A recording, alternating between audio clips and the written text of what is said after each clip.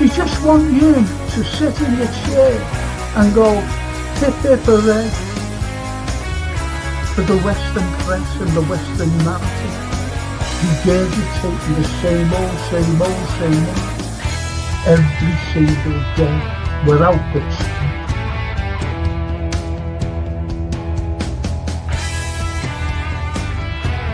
please watch the first two episodes, the second series. Look at that. Absolutely fascinating. And it was the first time the Beatles had really stopped being semi-professional almost.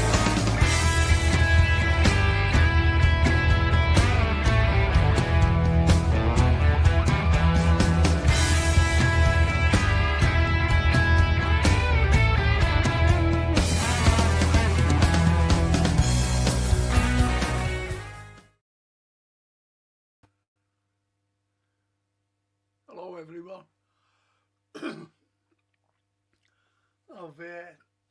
I know people have been, a bit concerned.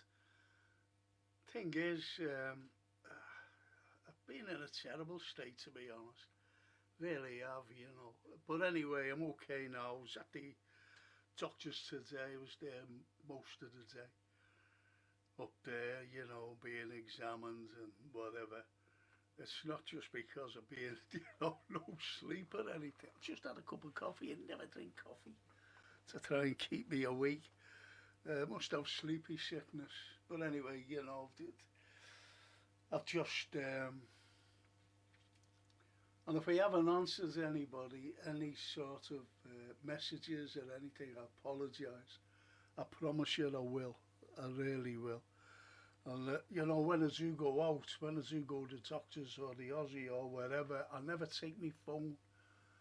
Never ever take my phone out. So it's always there. But anyway, I'm here. Let's have a good night, eh? Let's talk about everything, everyone and everything. But thank you anyway, for being concerned. Thank you.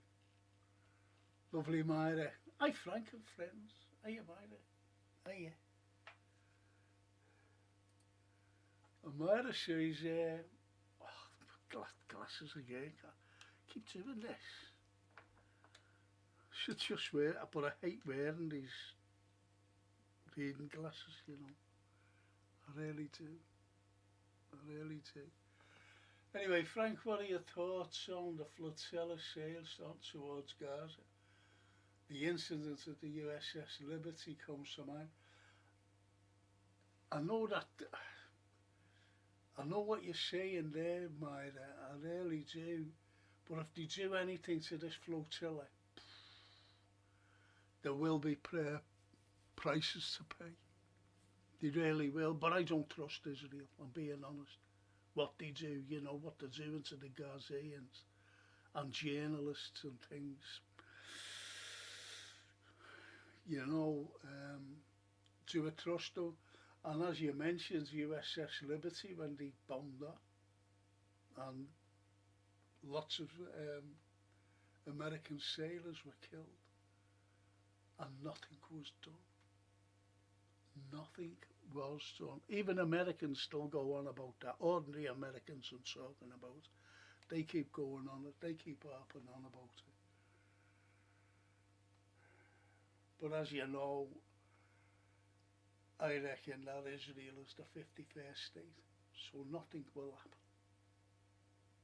But as regards as the flotilla, we just have to see, Myra, what happens. Really?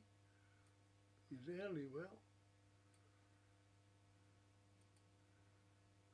Ambidextrous. Welcome back, Frank. I hope the rest has done you good. Thank you. Thank you, ambidextrous. Just have to wait and see. You know what I mean? Just have to see if it has. And the ambi to Ayub. Sorry about this. It's going so quick. Oh, Toscana.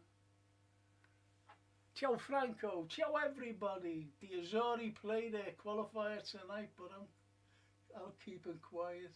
Forza Azori. Sì, Forza Azori. Forza Azori. Let's go. I was watching a game last night. They won 4-0. Who's that against? I forget who was against. And Toscana, good to see you. Thank you, Toscana. Good to see you and everybody else. Really. Stephen, I promise you, I'm awfully sorry. I realised that you phoned me, but I wasn't in. And I leave my phone at home. And another thing, if I text with this, I get a shock and pain from there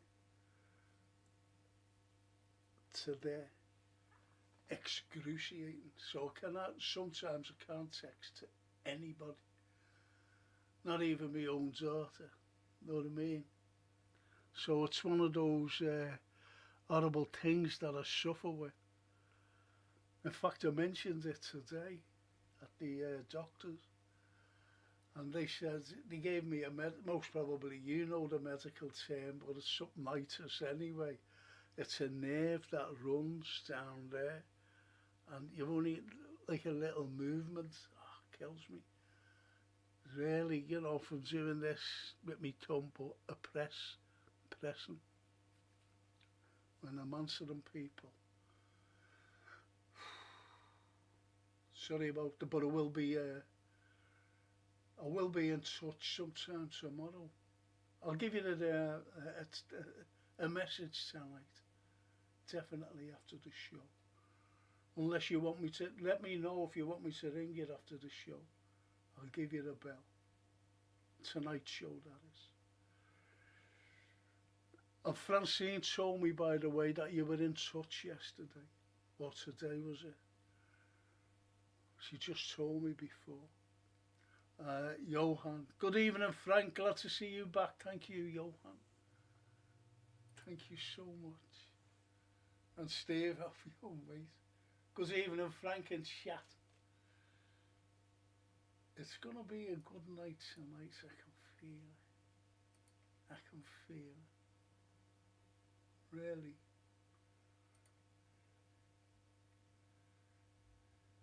That you talk to one another.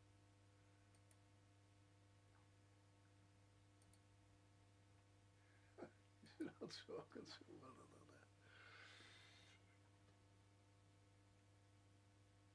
You mentioned there, Toscana, a bit strange with no Premier League, Matt. Yeah, it's mad, isn't it? You know, with all this break. But that's the way it goes now, you know, with FIFA and UEFA, and they just say you're playing and everything has to stop. All the leagues throughout Europe.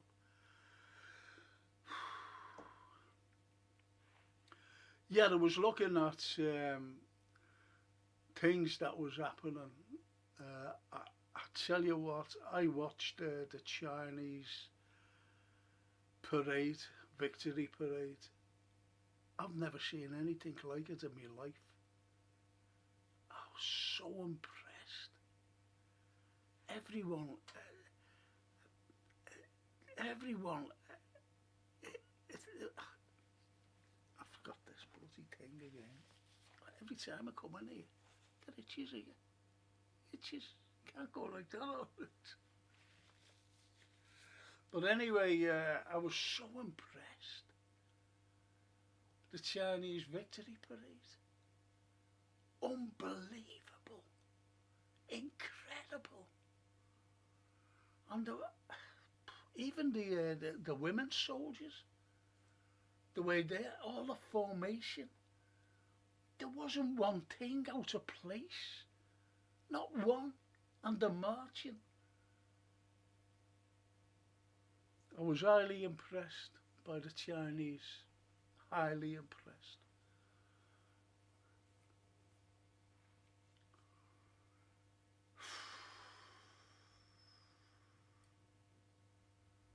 Highly impressed.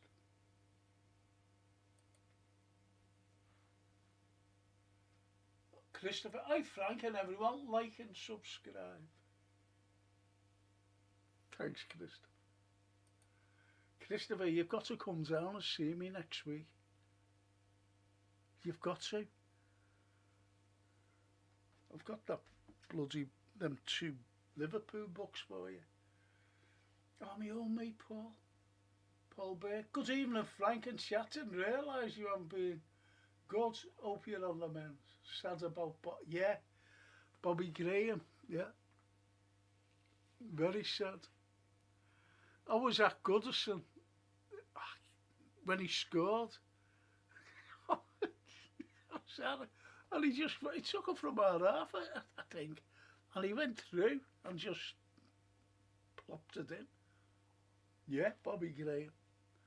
But he wasn't like a player that, he wasn't like Roger Hunt or, you know what I mean, don't you? Tommy Smith, Chris Lawler, or any of them at the time. You know what I mean? He wasn't like any of them, the big names. But, Bobby was good. And Stephen, dear Frank, you were genuinely worried about your health. Comes first. Daniela and I send you all our affection. Call when it feels for you. No problem. I'll call tonight. Promise you that. I've got to answer your phone. And Christopher, it wasn't as good as the Liverpool victory parade. Says Christopher. Nothing is as good as that. I think I saw. But then I seen the American one, some American Post. I was only watching it when I got home from the doctors today. Some of these American Post saying, have a look at ours today. Know what I mean?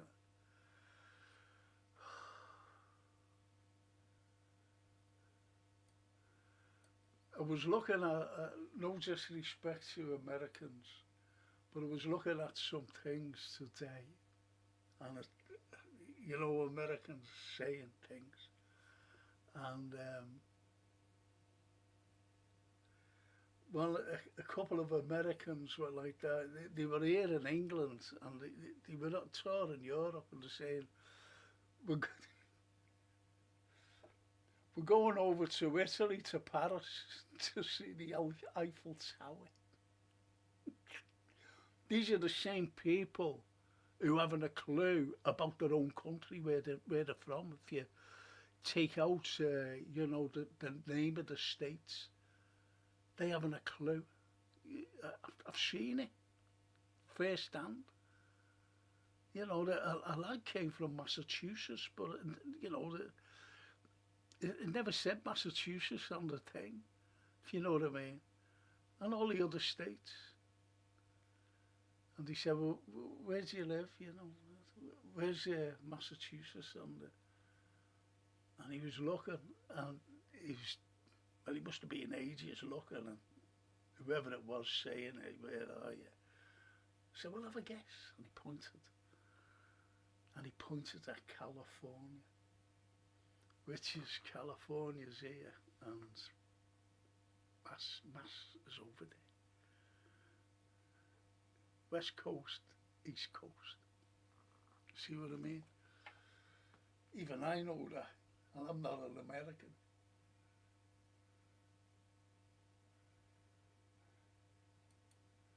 And and Frank compared the Chinese parade with what Trump organ. Wasn't that disgusting? Wasn't that disgusting? Do you see what the Americans are like? They had to try and they hurried it up. And do you remember when you see a soldier carrying a little drone?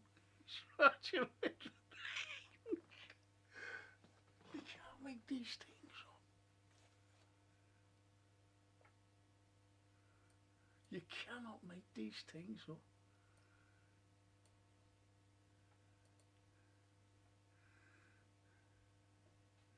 That was funny, that, Johan. But you should have seen the other parade, though. And as comments were coming in, they were saying, you think they were prisoners of war marching, you know, the soldier. So, it was shocking. And boasting about the Abrams tanks that getting blown up in Ukraine. And howitzers and everything. Oh, these are called, you know, rocket temp on them, and blimey, they're getting blown up. Well, they've all been blown up. They can't send anymore because they've got none left. Anyway, Paul says, remember he broke his leg when he stood on the ball against not Bobby Graham.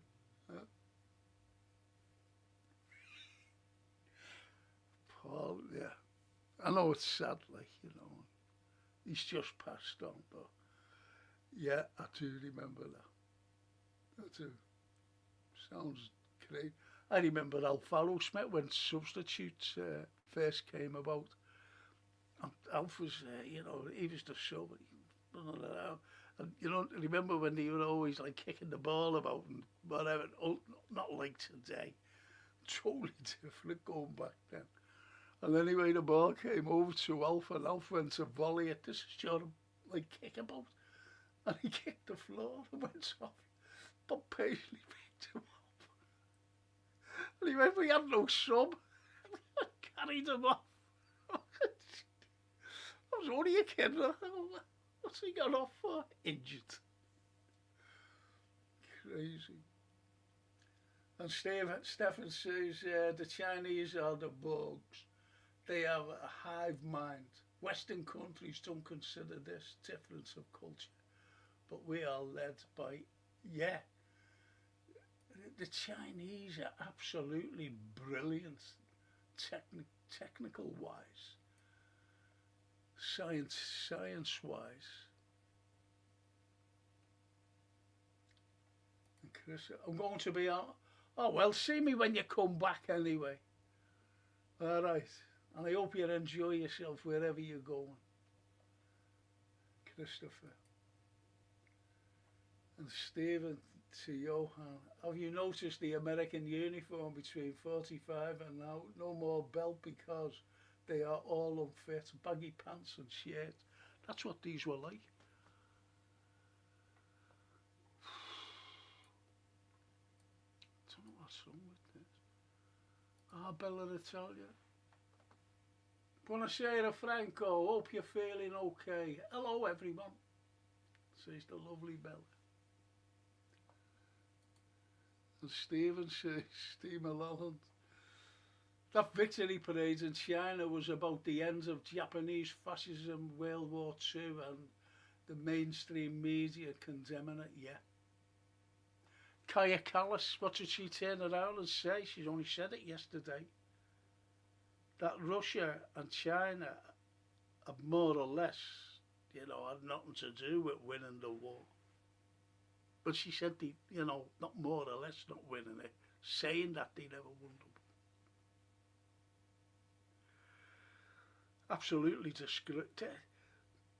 This is it about our Chinese brothers and sisters here in Liverpool. First ethnic community here in Liverpool between 1824 and 1826. And they hardly ever get mentioned. Hardly ever get. I mentioned them. At least I mentioned them. But unfortunately, you know, it's the way it is with the media. Look, I keep saying this. When you've got an enemy, and we've always had Russia as an enemy, and anybody who joins Russia, when this SMO first started, they tried to keep, you know, like for decades leading up to the SMO, by the way, China and Russia apart, keep them apart, whatever you do, keep them apart. And India, by the way. India is a powerful nation and people don't realise that. Keep them apart. But the SMO and the Western media, they forced them together. Now there's a big alliance. Do you ever remember it was Churchill, wasn't it, who gave the terminology Iron Curtain. The Iron Curtain has fell, he said. This is the Cold War, the start of the Cold War. Because don't forget as well that Churchill, he wanted to go on after the Second World War, and he said to R.E.S. Truman, listen, shall we go and just carry on and take on the Russians, take on the Soviets? And Truman went out, no, my boys have had enough now, you know, we've had enough war. At least he said that. And Churchill wanted to go on. This is the hatred that this country has always shown Russia. Always shown Russia. And I'm talking for centuries, you know, not just now. So it carries on. So when China, you know, when Thatcher came about, there's another terminology coming from another Tory. When she said the bamboo curtain, does anybody ever remember that? The bamboo curtain.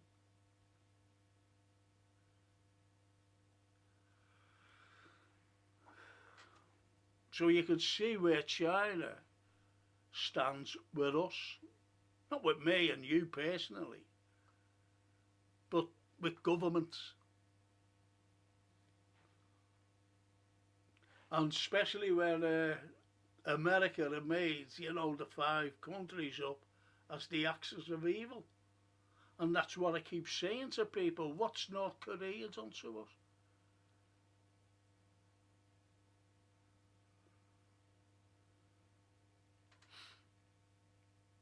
What's Russia ever done to us? What's China done to us? What's Iran done to us? It's shocking, absolutely shocking what they've done. And don't forget, China and Russia were the allies in the Second World War. The Chinese were fighting the Japanese, like we were, by the way, and the Yanks. Never gets mentioned. Never gets mentioned.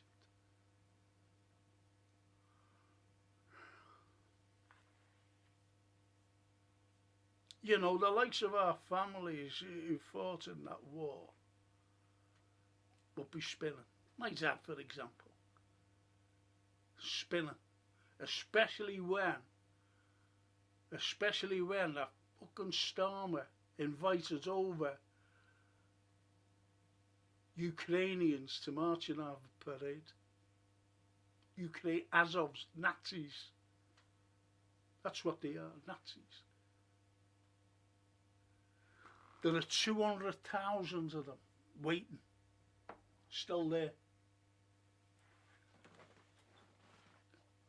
Still there, 200,000 Azovs, Nazis. And this is what's one of the things they wanted to do, denazify the Russians, denazify Ukraine. That is, get rid of all these Nazis, all these banderites. You've only got to look at Kaya Kallas's background. Just look at her background, family background, by the way, past background, and the hatred she shows Russia. They're all Russophobes. So you're right, Steve. Even in Frank, TW, IHC, hope you're well, mate. So I've got this bloody itch again. Itches everywhere now.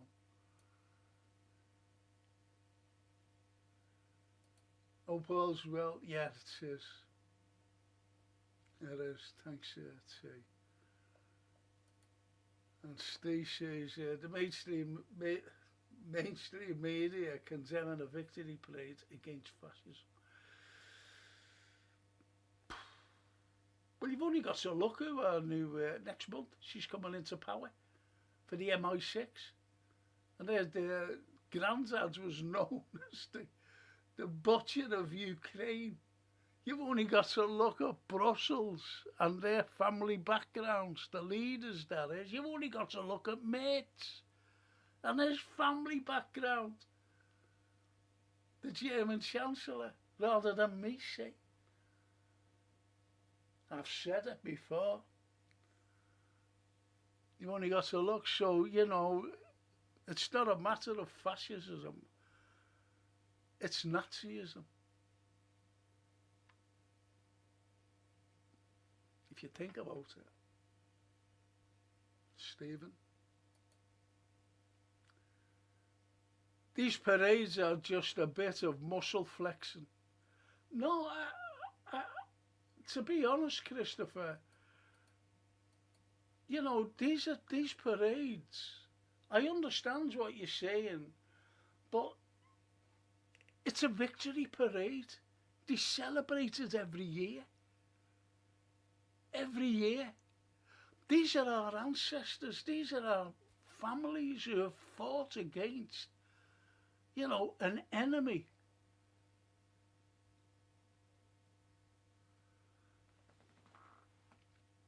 And this is what it's about. You can't let it go. You can't just forget about it. It's part of history. It's a part of death of our loved ones fighting these monsters. So you can't just forget about it. And we have Remembrance Sunday every 11th of November. And the poppies. Remember the poem? Hey, in Flanders fields the poppies blow, between the crosses row upon row, to mark our place. We are the dead. A short time ago we lived, felt dawn, saw sunsets glow. Now we lie here in Flanders field. Think about that. You can't forget that. I don't forget it.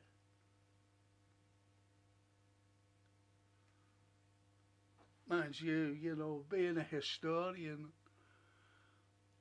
I said to Anthony once, I said, Anthony, I hate what I know sometimes. I just wish that I could not know things. Not know things. And what did he say? Ignorance is bliss, and it is sometimes. Just sitting back and going, yeah, well, let them carry on. And that's the way that's the way I look at it. It's the way I look at it. And as I said, you know, to Anthony, one day when we were having a conversation, I just wish I knew. But, and when people start saying things, it's like when this SMO first kicked off, I said, does anybody know anything about the background? I fell out with people, you know, over it. I mention one name. As soon as I mention a name and they say, who's that? They don't know. Because that one name, their plan was to overthrow a legitimate government voted by a lot of people, the majority of people in Ukraine.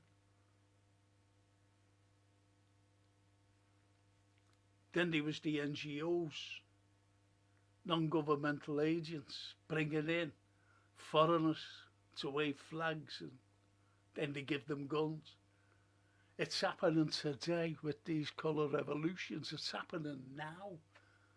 They're trying to do it in Serbia, they're trying to do it in Hungary, they're trying to do it in Georgia, Slovakia. Anyone who's against, they did it in Romania. They cancelled election. This is the EU. This is democracy. Are you kidding me? This is why Myra Page said the flotilla that's, going over to Gaza. What do you think of that? These are with decent people who've got a heart here. And I'm made up that they've made a film, Hind, about Hind, that little girl who had over 300 bullets in her by the IDF. You remember that?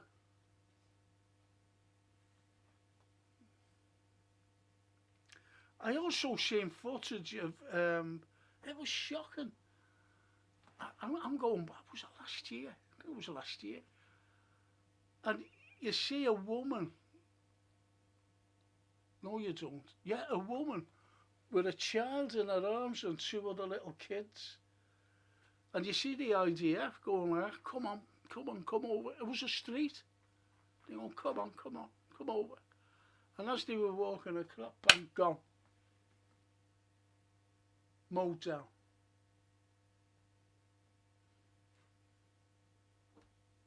That's what it's like. And as Myra says, obviously she's concerned about this flotilla that's sailing over to try and help the people of Gaza, the Palestinians. Will they blow it out the water? I hope not. I hope not. You've got the Americans, haven't you? They're on the doorstep of Venezuela because they want their oil and other resources like gold mines.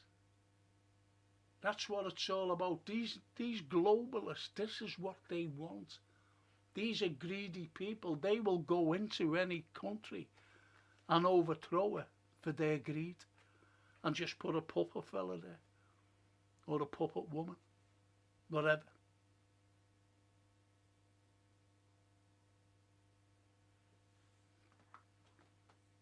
And they put on their president, they put a $50 million bounty on his head. What right do they have? And also they said he's a drug dealer, he's a drug anyone can say it. It's like labels we get called today. You know, if you say something, we could easily be, you're a racist, or you're anti-Semitic, or you're homophobic, or you're Islamophobic, or you're go on and on and on and on. When you're labelled.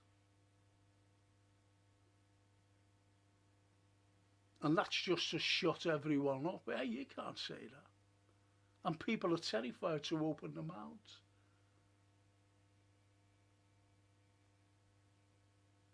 And it's wrong. I've never known anything like it in my life. I've never known anything like this government we have today. I was in the doctor's, as I said, I was talking to this fella. And he said, what do you think of this? And I said, you know, where's the politicians now? Where are they? Where's the proper politician? There's no proper politicians. Well, I'm talking about this country here. I said, where's your Harold Wilsons? Where's your Ian Callans? I'm talking about proper politicians, that's all. You know, whether they're Tory or Labour.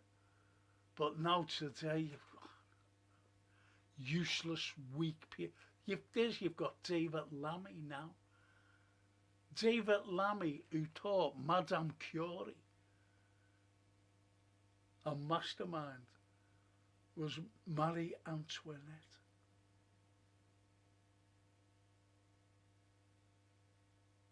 Think about it.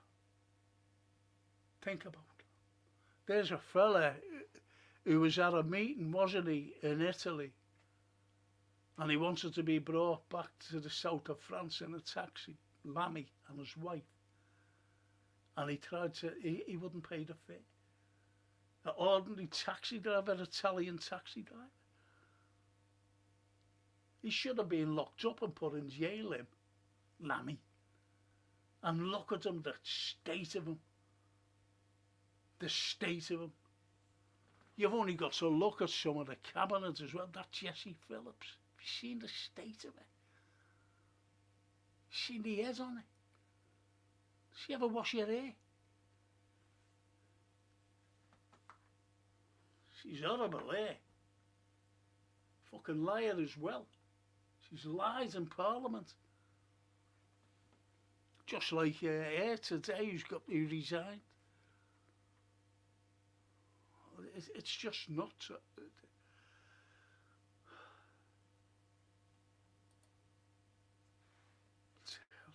Change tack.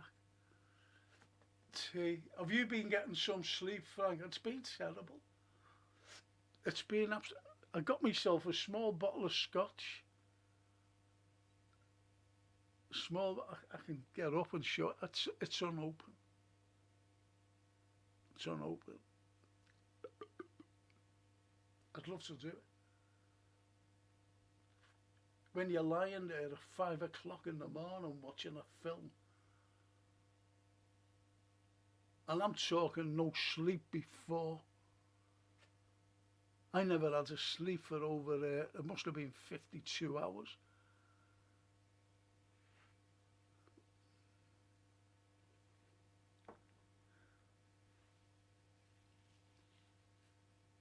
Shocking. So, that's it, see.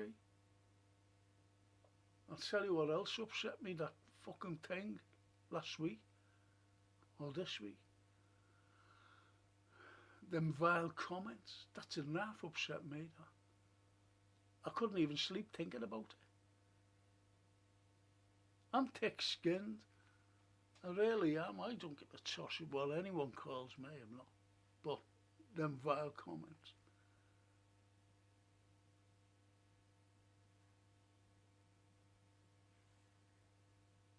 And I meant it when I said, if you were standing next to me, I'll be strangling you now. Meant it. I meant it.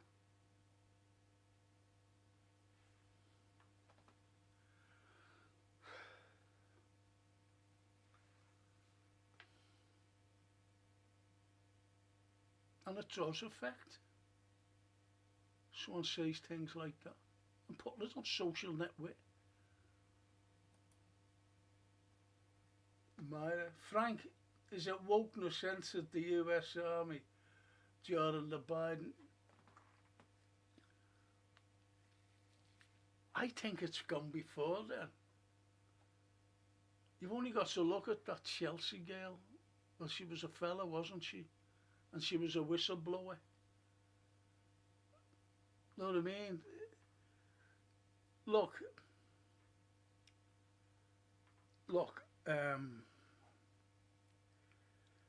there's a poem, and it's a very sad poem. And I'll try and think of it as it's going on, and I'll read it. Well, I won't read you it out. I know it off by heart, but I've got to think about it, you see. And it's rather sad. It really is. It's rather sad because when you think about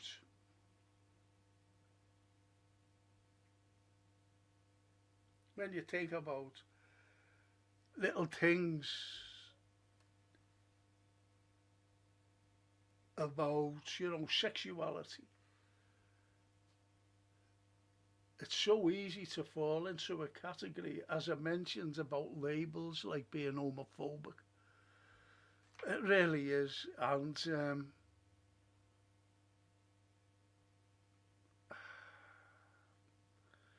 it's just one of these things that happens. honestly. I'm just looking for something there. Just bear with me.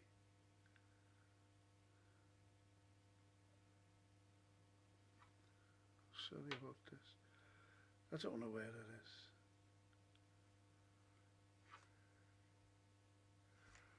Don't know where it is.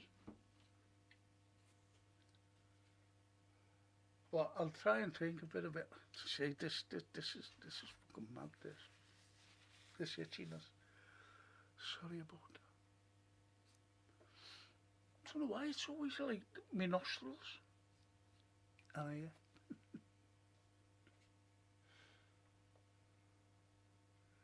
But things like do get to people.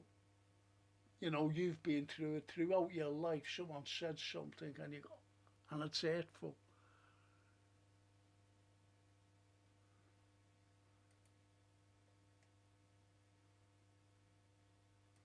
One of the most powerful, you know, things about, shall I say,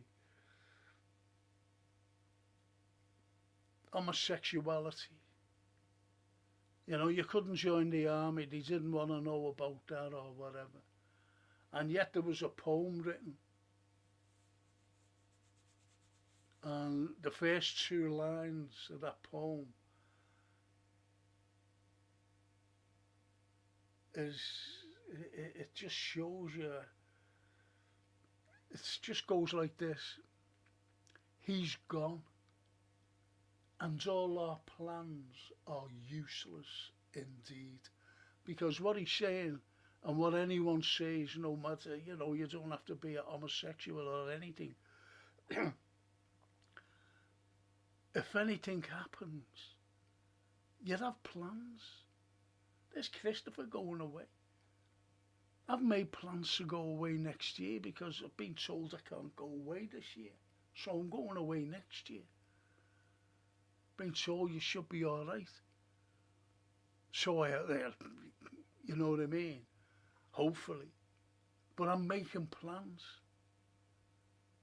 So just imagine that the first two lines of that poem: he's gone, and all our plans are useless indeed. It's absolutely shocking. It's like any poem that hits us. Paul Burke, me mate, a good fella, this fella, ladies and gents. Paul Burke, lovely man. I'm jealous of him because every time he puts a photograph of himself up, he's there for his family away in the sun. I'm all, but anyway, he says, what's your take on this flag thing, Frank? I have no problem with it. But what is it going to achieve? Not getting it myself. Look, the way I look at this, I go back years ago, and you should know this, Paul.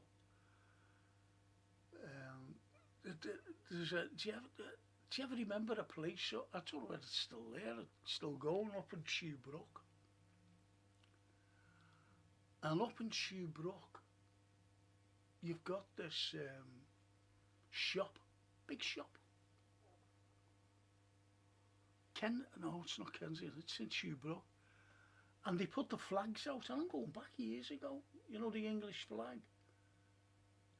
And the police go, get that down, get them down. Now that's years ago, because of the Fence people. I always remember Tony Blair saying happy holidays. Oh. So, Christmas offends people, as they say. It's what you call control. It's what you call control. It's like labelling people. No matter what you say, you can easily be labelled one of those isms, as I mentioned before.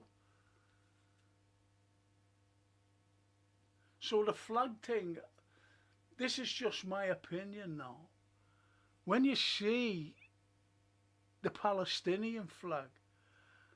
I think that's being waved to remind people what's happening to the Palestinians in Gaza.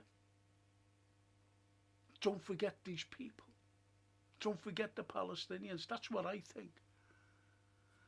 But now it's become an issue where, you know, where you can't do anything with flags. Flags are there for identity. We have a Union Jack. I've never bothered about the Union Jack, to be honest. Because the Union Jack, when you bring in, look, I'll just say this.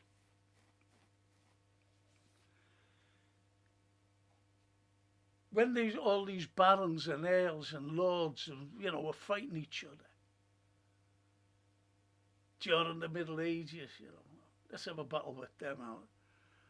And one day they just went out, they all got together and said, I'll tell you what, let's make a king, let's make one leader. And we all have to obey the one leader. So they all went, yeah, okay. So they made this fella the first King of England, Ethelstan. He was the first King of England. You see? So everything had to go through it. Everything. No matter what. So you had to make one leader. And it's gone on from there. It's gone on. And when you look at the last time England, shall I say, yeah, England invaded, I'll get back to what I'm going to say. It was in 1066, the Norman invasion. But what I'm saying is, as I said, the King of England's Ethelstan. Then all of a sudden we started to bring it, this is the Union Jack by the way, we started to bring in conquer Wales. And tell Wales, no, you can't speak your language anymore. And every sign now has got to be up in English. Same as Scotland. And I keep saying about 1566. And Ireland. When they used Ireland, this fella named Sir Humphrey Gilbert named Ireland as a stepping stone, because they looked at America and they looked what the Spanish were doing in America ever since 1492 and the Spanish, you know, well, the Genoese, Columbus getting over to America.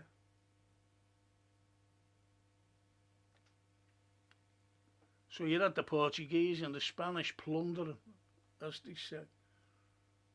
Getting the gold, El Dorado, getting all the gold and the silver. So by the time this fella, Sir Humphrey Gilbert, came about, he said, let's get over there. See, there was no such fellas then, great seamen, as Drake or anything. So he looks around and he went, tell you what, we'll have to use a plan, an experiment to see how the native would take of us going over there, because they knew nothing about Spain and the Spanish and how they conquered. So they decided to go over to Ireland in 1566.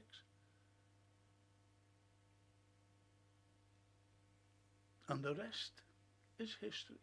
And if you think only one famine was caused in Ireland in 1845, you're wrong.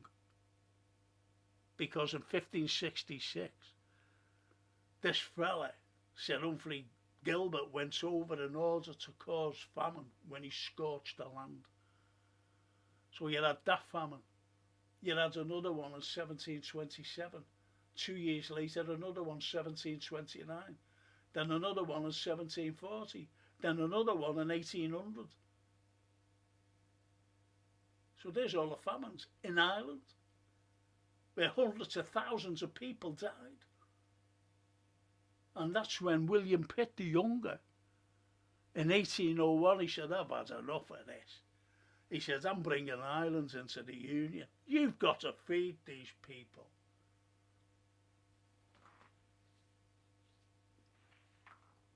So you say, I hate colonialism. Hate it. Because you just don't go into countries and go, oh yeah, how would you like a nice school built and, you know, a few buildings for your people to live in? Go in and slaughter them. Then you went, we rule, okay. We're the boss, we're the big chiefs now.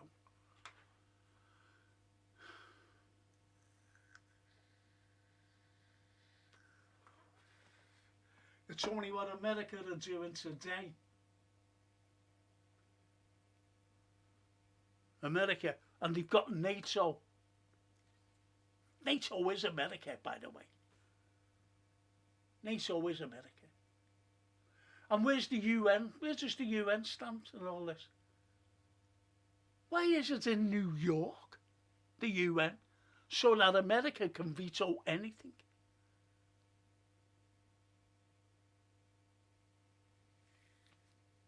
Hey, did you know that Palestinians, you know, when I'm talking about spokespeople for Palestinians, were banned from any meetings in America? America vetoed them. There was a new UN resolution and they vetoed it, so they couldn't go. America does it all the time. These are getting slaughtered and yet they can't go to any meetings. Is that right? No, it's not, as you know.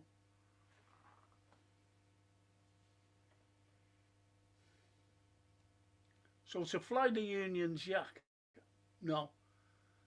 To fly the English one, yeah, why not?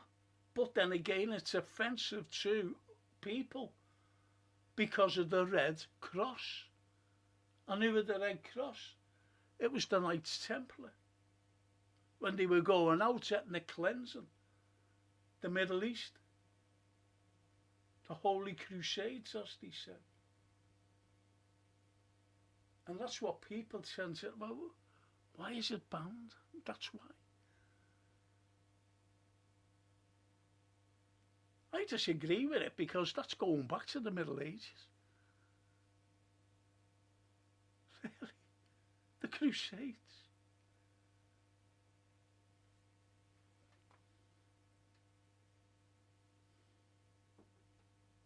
It's just nuts. So when you make an enemy of the West,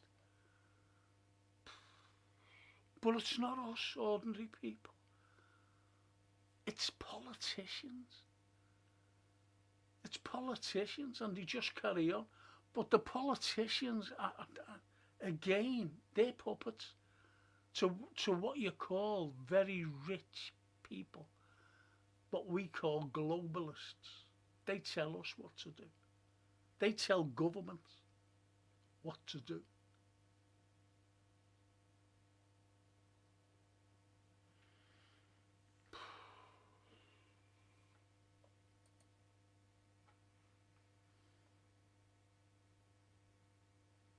And Stephen, Christopher, if you can't go, I will, but not before a bottle of Chianti shares with Francis.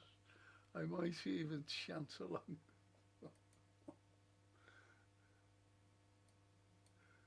Chianti, classical Chianti. Looks a bit scary seeing Putin, Xi and Kim together, and there are others who prefer to support them. Well, you've got the global south. See, in the global south there is more population. And I'm talking a lot more population. I don't think it was, what's it scary? Can you elaborate on that, Barry? What's scary about Putin, Xi and Kim together? please.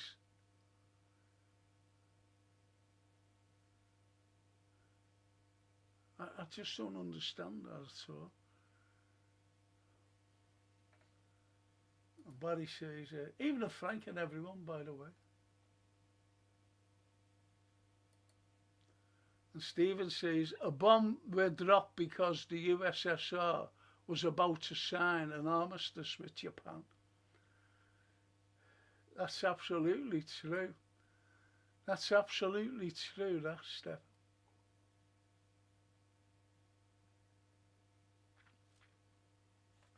And when you think that the only country on the planet to drop a weapon of mass destruction, not once but twice,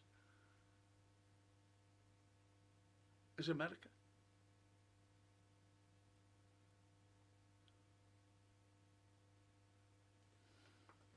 Is America.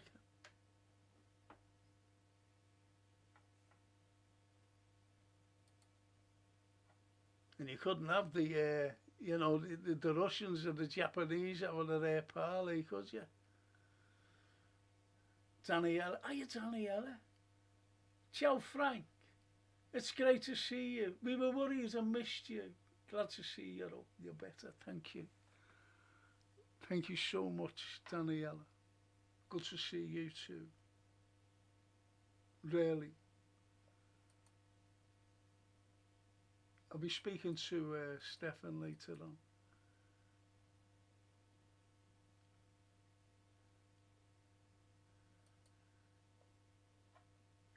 Frank, why did Oswald go after the Soviet Union? They had an agreement. Do you know what they were? They were very, very clever. You know, it wasn't just like in 1940. Oh, let's go and. They were getting.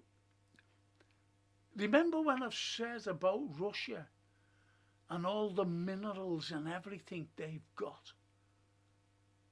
Well, during the 30s, they were trading. I'll give you an example. They were given, you know, trades and, you know, with arms, by the way, arms. But they weren't getting arms from the Soviets. The Germans were giving them arms. And what I mean is, they were taking the minerals. So every tank they gave them, and the minerals coming back, made 5 tanks. Far better than the tanks that they gave them. Big up-to-date tanks. The Panzers. See what I mean? So they went, that's it now. Now, when Reinhard Heydrich, it's a good Scouse thing, isn't it? When Reinhard Heydrich was assassinated in Prague, he was the blue eye. He was the blue eye of Hitler. And Heydrich he would have told, don't go into Russia. Don't go into the Soviets. Don't stir up trouble with them. Let's sort out Europe first. Britain. Let's get them. No, don't forget, the might of the German army was around Calais, right across to a place called Roscoff and Saint-Malo in France, right across. And they were just about to go over until the big H after that, because he was really, he was devastated by the death of Heydrich. And he said, right, he said, get to that Czechoslovakia. And he just went like that, and he picked a place, and it was called Lidice. I can spell it for you, Lidice. I don't know how you pronounce it, Lidice, the dice, the dice, so, well, you know, but that's how you spell it. And he said, I wanted it erased off the face of the earth. And it was erased off the map. They just went in and buried it. Buried it. And then, you know, he was still angry. He said, let's get into that Russia. But they went in at the wrong time. They went in at the wrong time. What I mean is, they went, instead of going through and in the winter, you know, because it's so vast, Russia, so vast, that if they would have gone in the winter, they would have been coming up to the spring and the warm weather, but they would have been well inside Russia by then, by the time the summer was coming on to them. Whereas they went in the summer and hit the winter, the worst winter in living memory, just like Napoleon did. And that's what defeated the Germans, was the Russian winter.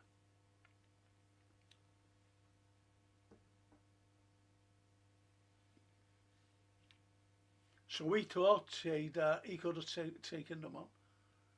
Just like America with the proxy war that they're doing. Because they built up, since 2014, after the overthrow of the legitimate government in Kiev, they built up a massive, it was the biggest army in Europe, believe it or not, the Ukrainians, biggest army in Europe. And they dug in the defences because they wanted to entice Russia into Ukraine and catch them on these defences. But all the defences now have been blown up. And 1.7 million Ukrainian soldiers are dead. Besides the wounded, which runs into hundreds of thousands. So you see, it's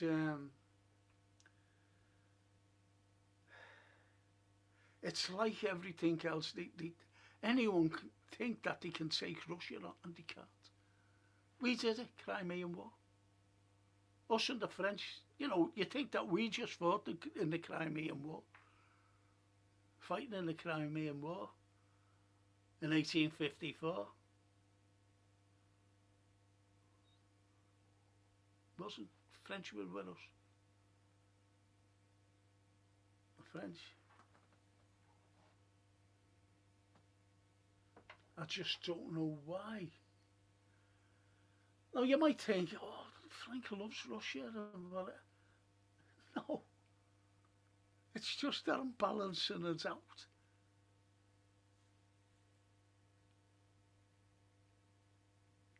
Like the Irish. Why did they? Yeah, I told you about 1566.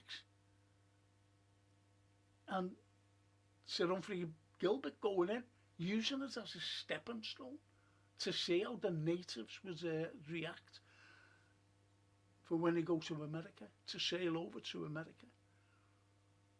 And look at the state of it today. So if we fast forward to the likes of Afghanistan, all right, let's take Vietnam first. Vietnam. Did the Americans win? No. Did the Americans win in Korea? No. Did the Americans win in... No. They haven't won a war. Never. And they can't fight on their own. They have to have someone behind them. And yet they start them. Since 1776, they haven't been involved in only 6 wars since then. 1776. And the rest of the, you know, they've been involved. And they've been starting them ever since. That's why they were building the empire. they've been building their empire, but it's coming unstuck. Barry mentioned, about, well, he never actually mentioned the global south, but the global south has more population than the west, including America and all Europe. And that's who they're trading with. You have some arsehole in America only, was it today or yesterday? Fox News saying that the Russians are going to build a pipe right from Russia. Don't forget they've got all the minerals there and the gas and the oil and everything, and they're going to build this massive pipe right through Mongolia into China. A massive. And this fellow said, I don't know whether it was today or yesterday, and he said, well, I think, we'll have to bomb it, like Nord Stream was bombed. I think we'll have to bomb that. Do you see what I'm saying about these Americans? That was a newscaster, obviously reading the script. Reading the script by the globalists.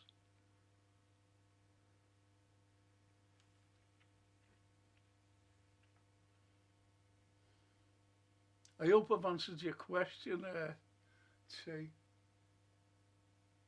I hope I have. Bella. You're right, Frank. I was watching the Chinese parades as well. It was incredible the way they were marching, and the formation was fantastic. It was unbelievable. Incredible, Bella.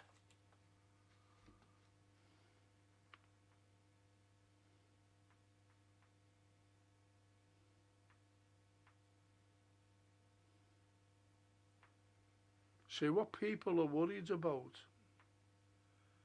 honestly, is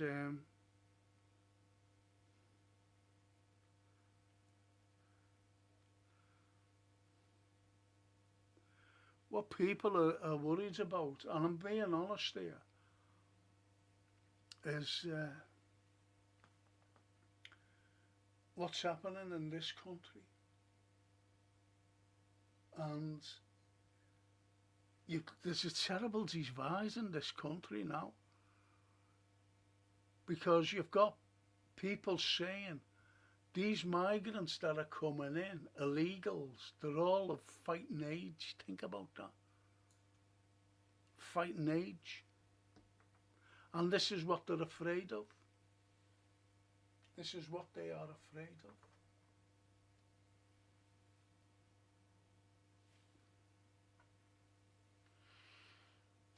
All these people.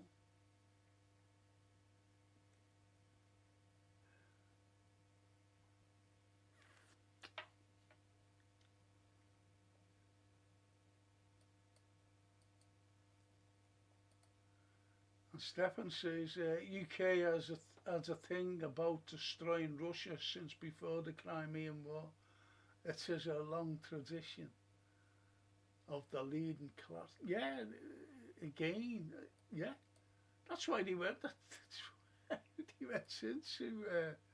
They wanted to take over Sevastopol at the time because that was the gateway to the east. You know, trade. Let's get over there and let's sort them out. Let's take it to Sevastopol once and for all. And Johan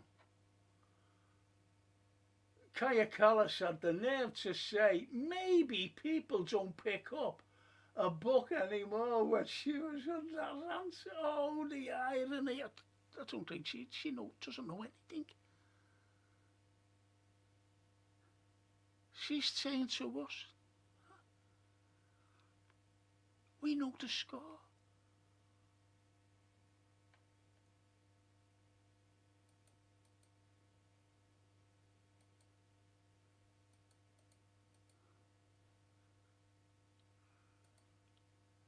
Oh, you're doing ambidextrous. Ambidextrous is the best name I've seen. Very clever. Do you know my teacher? Honestly, you know, like ambidextrous. My teacher, he was a genius. And on the board, he could start off. I'm doing that, aren't I? Oh, this is me. No, this is this is me right hand, right? Because all the coordination stuff. And he could start off writing and follow that as well. Which, think about it, he could stop the sentence in mid. Say like he's writing bar bar black sheep, I'm just saying. Well, he could start off by bar bar and with that hand, and then come across, and then, you know what I mean? Genius. I've never known anything like that. He's my teacher, and he came to see me, give it a talk. It's made up.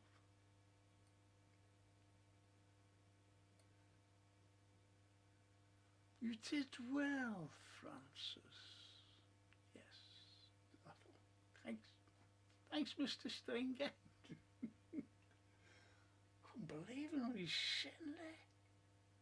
And his wife. Be dead now.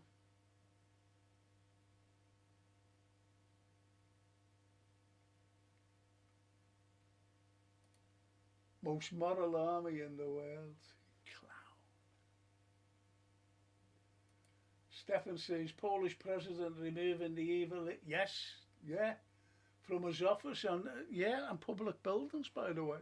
It seems the EU imposes flying its flag on all government buildings. Flag is a symbol of sovereignty, but EU is only a trade. I know, and people, the likes of von der Leyen, she thinks that, you know, like Brussels, the EU, is a sovereign country. And she's the boss of it. And the boss of everyone else. She's unelected. She's a bureaucrat who knows absolutely, I've got to swear, fuck all. Like Callas. Kaya Callas.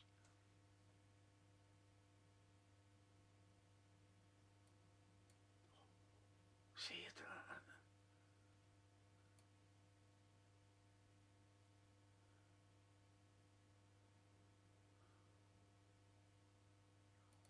No, no, no.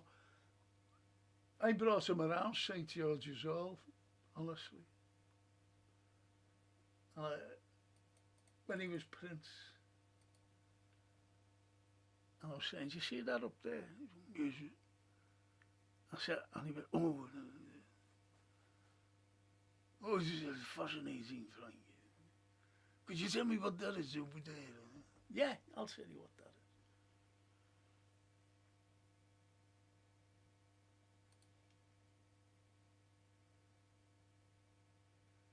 Barry says, my good friend, this time tomorrow I'll be in Dubai for 10 days. Yeah. Brilliant. Dubai. Dubai or not Dubai?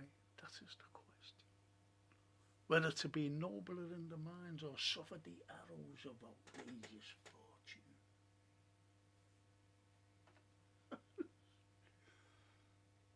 I think I've said this, I gave a lecture, you know, class, proper class. And I was talking about Liverpool when, you know, like it was trading with Ireland, you know, at the beginning of our history. And I read out a thing that was written in 1537 by a lad named John Leland, who was the antiquary and librarian to Henry VIII. and it was the first thing written about Liverpool. And it said Leopold alias Liverpool alias Leopold. You know, he gave the proper name, but it had a L-E at the end of Liverpool. So it was the first time that Liverpool was ever properly named, because alias Leopold was the Latin word. You know, seaweed pool. And it said that, you know, about Irish, and then Manchester, that Manchester men do buy there. And they really taught that and mentioned Manchester men and Dubai by there. You think, Dubai there? Would you? Dubai won't come all the way over here then.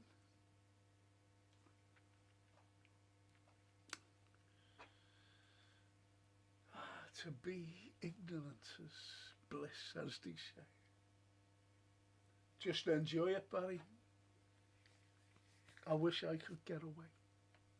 Just for a week, 5 days, just to get some sun on my stupid face.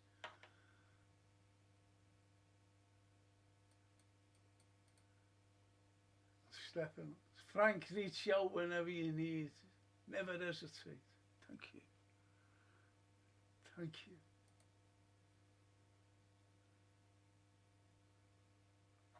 And Toscana. I'd like to know if Rayner's going to be prosecuted, because the rest of us would have. Yeah, would.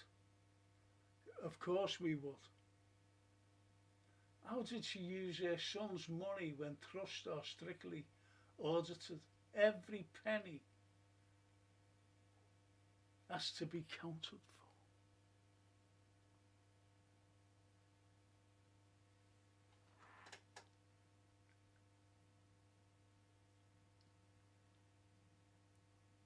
for. I know. But they get away with it. I tell you what I want to know.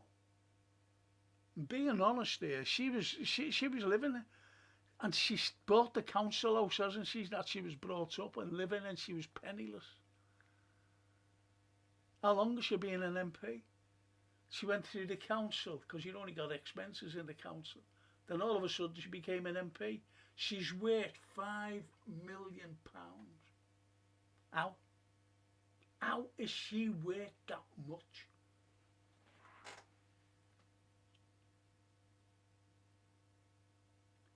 That's what I want to know. That's corruption, that. Of anyone. Sheer corruption. I know she was getting thousands off the Israeli lobby. Oh, George, my cousin. Don't do it, Frank. Let me and Thomas take you for lunch. George. Oh, that's great. That's great. I'll tell you what I'll do, George, honestly, when I finish with the Aussie and that, and the doctors, I'll be honest to God, I will. I'll be in touch. I'll be in touch. Just get in touch with here. Just get in touch on here. Keep in touch on here. Don't do it. Let me in, Thomas. He moved into his new place, didn't he? But I haven't heard from him since. George. Ambidextrous. Barry Eldridge, I'm not jealous at all. She is. She is, Barry. She is. And Barry says John Smith was the best. Yeah. Listen, do you ever remember Roger Cook? No, not Roger Cook. And all of a sudden he was killed, dead. He was killed him. John Smith. Who was the blue eye of globalism?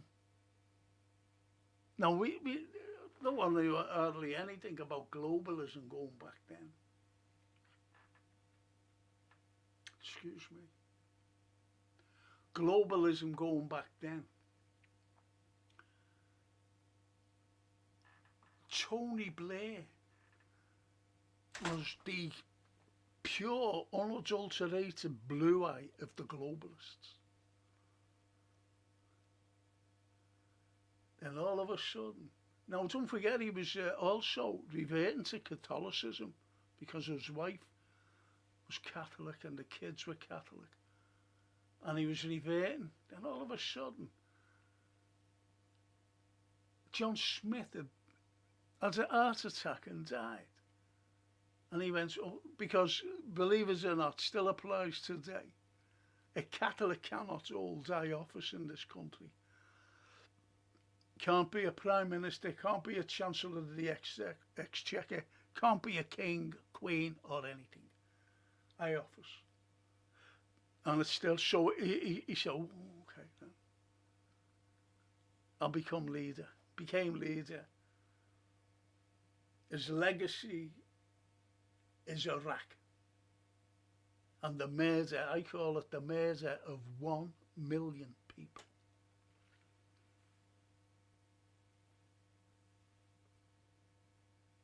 It's like Zelensky murdering his own people by escalating this war.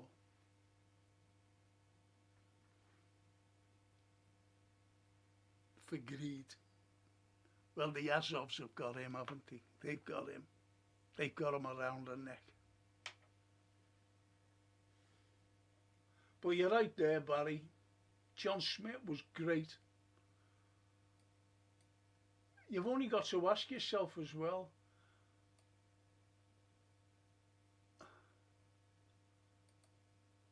have we fell off, Frank? Behave, hey, me. Don't fall out with anyone. Only some people who don't like me. Fuck off.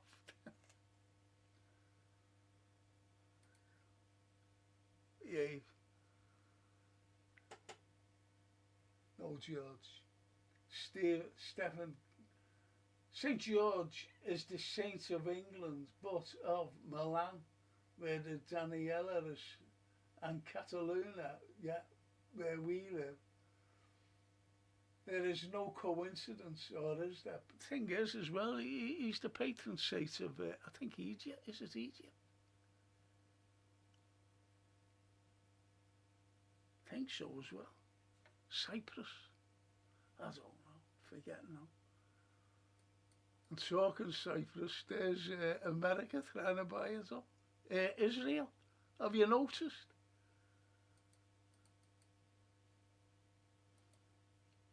And Toscana, people need to remember that it's not a crime for someone to offend. Too many snowflakes. How can anyone be offended by the English flag when they are in England? Do you abide by the English, well, the British law, as you always say, or the English law, whatever way you want to call it? Yes, of course.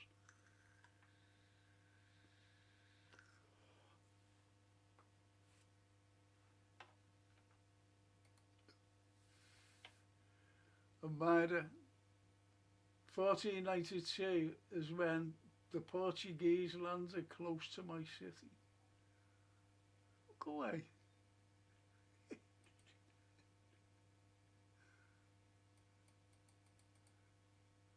And that Cape of Good Hope is some, to get around it's something else, isn't it?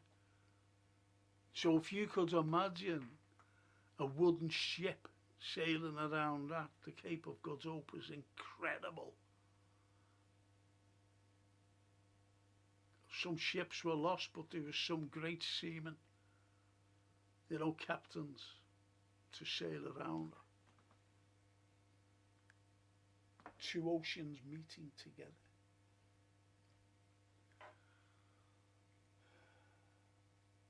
Steve, to Paul, I have no problem with flags, but it's being used as a distraction. The establishment wants the working class to be divided because we are more easily manipulated. Well, that's what I said at the beginning, wasn't it? when I asked about the flags. I said it's so it's split. It's divided the people. I know I can see it. I can see it.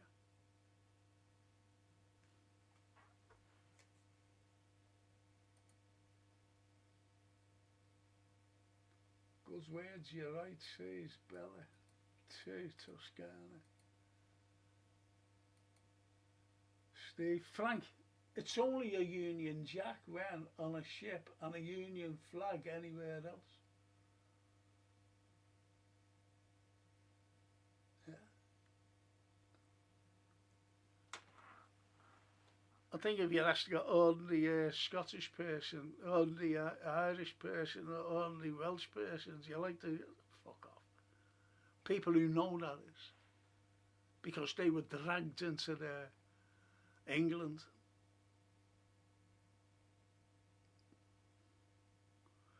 And it's still going on today because the Irish, you know, the Republic of Ireland, they want to claim their northern land back, which is Northern Ireland.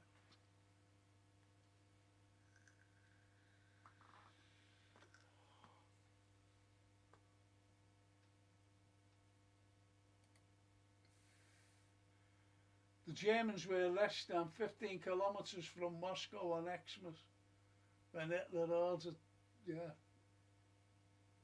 to turn to Stalingrad. I think with Stalingrad, you know, and named after Joe Stalin itself, they wanted to make a big impact, if you like, to destroy the Stalin name, Joseph Stalin's name. One of the reasons. And Stephen, the French lost 350,000 men in the Crimean War, but never wrote anything as close as the charge of the Light Brigade. And the charge of the Light Brigade, that was a complete and utter, I'm going to say fluke, but not fluke in a way that you normally say fluke.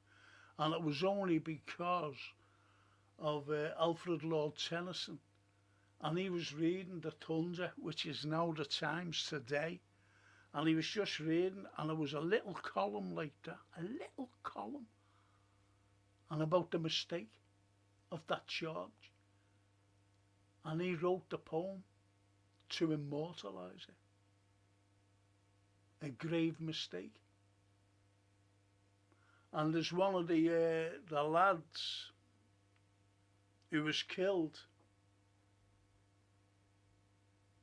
in the Crimea on the charge, buried here in Liverpool, St. Peter's Church. I had brought my students there. I said, and they were all made up. They went, wow, you know, there he is. Forget his name. There he is. There, look.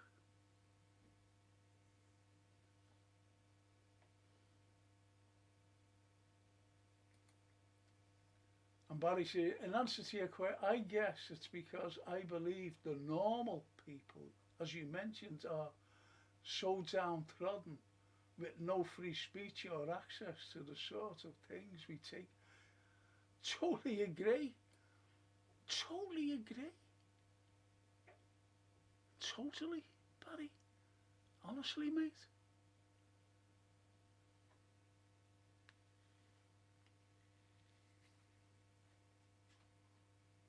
Some fella came out, I think he was Ukrainian, and said if you said anything in Russia, you'd be put in jail. 100% disagreed with him. Well, I knew what he was trying to get up to, but she wasn't of any of it. And see, thanks, Frank. You have answered my question. I could listen to you all night, so much. As I said to Anthony, you know, it's not a matter of No, and you know, it's the old cliche, isn't it? Where, you know, ignorance is bliss. And it is. Going back to 2014, I knew. I, I knew about it. I knew about it. I was looking at the telly and I seen Maidan, you know, Maidan Square.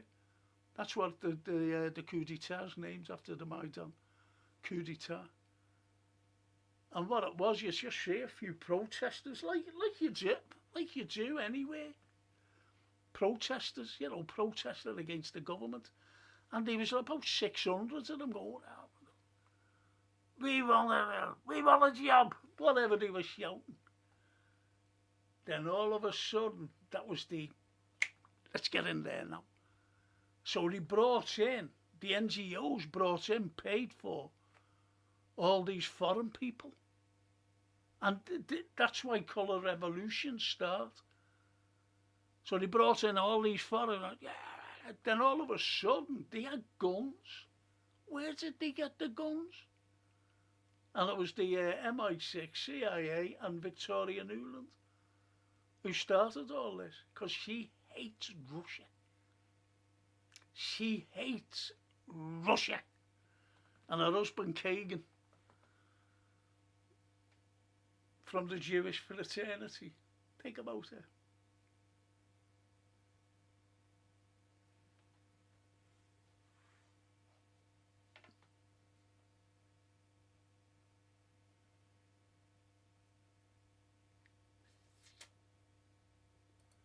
Barry, I would like to know what they really think in those places. They must live in fear.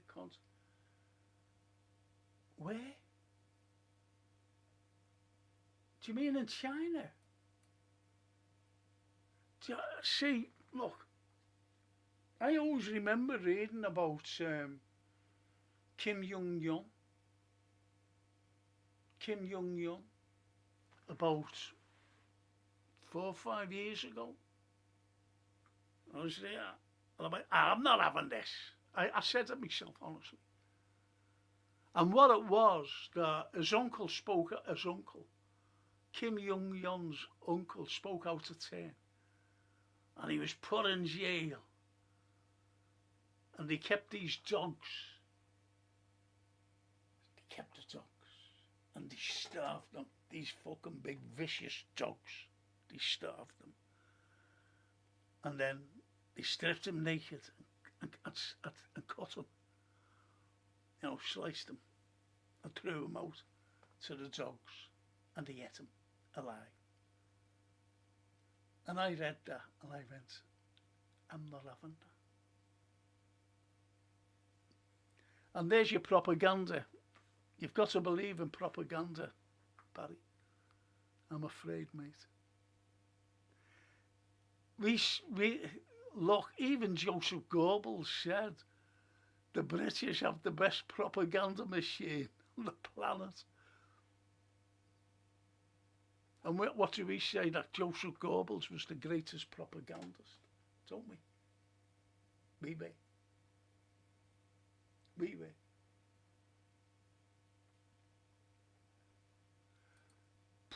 Johan says, Jetty Waters of Fox said, maybe somebody, that's him, yeah, Waters, maybe somebody needs to deal with the pipeline like they did with Nord Stream and blow it up. So that proves, you know, they've been trying to, haven't they, even recently, right now, saying that they've got a Ukrainian who blew up Nord Stream, taking the blame away from America. What does Sikorsky say? As soon as it was blown up, thank you, USA. And what did Liz Truss say? It's done. Taped saying it's done. Right after it. The Americans blew it up. Ends of. No one else.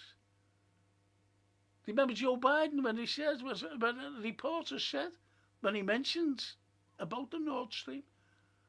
And someone says, you know, well, how are you going to do it? He said, it'll be done. We've got ways of doing it. Is that a giveaway, or what?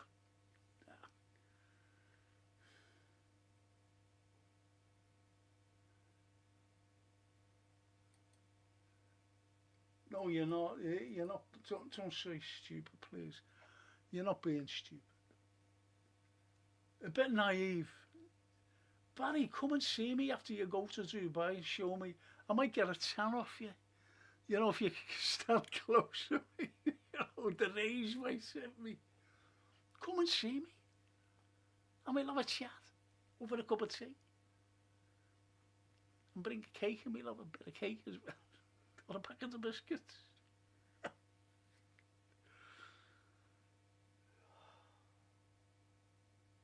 Come and see me. We'll have a chat. Don't ever undermine anyone, you know, like saying, I might be stupid. Don't say that. There are stupid people, believe you me. But you're not stupid. A little bit naive, little bit of naivety. Ambidextrous. Thanks, Frank. I did a bit of DJing in the 90s, hence the name. Oh, good way. Did you? Yeah, I could have been at one of your things, giving us all that. You know, the John Travolta thing. Couldn't I? You never know. But he had black hair then. Black hair. Peace, Poppy. The Rainer thing is all a of course it is. Everything is a distraction. Can I'm going to say this poem. It's come to me now. And the title is unbelievable. And it's about homosexuality, really, in the army. But you couldn't say, oh yeah, you know, you couldn't say that. So these two lads, hand in hand, joined the army, First World War. And when I first seen this, I went, to his love. I thought it was a woman writing it. Then I realised, let me think now. He's gone, and all our plans are useless indeed. We'll walk no more on Codswold, where the sheep feed quietly and take no heed. His body that was so quick is not how you know it. On Severn River, under the blue, driving our small boat through. You would not know him now, but still he died nobly. So cover him over with violets of pride, purple from the Severn side. Cover him soon, and with that thick set masses of memorial flowers, hide that red wet thing I must somehow forget.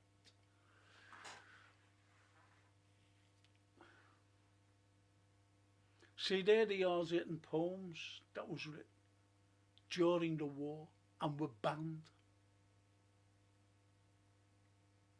Like Wilfred Owen.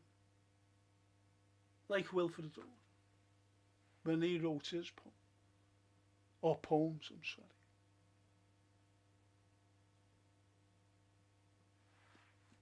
And it's a bit sad to think that people wanted to fight for the country, yet with of a different sexuality, if you know what I mean. But it's not like today where, you know, you're getting the transgenders, which is absolutely, in my opinion, I'm just saying this, ridiculous. Know what I mean?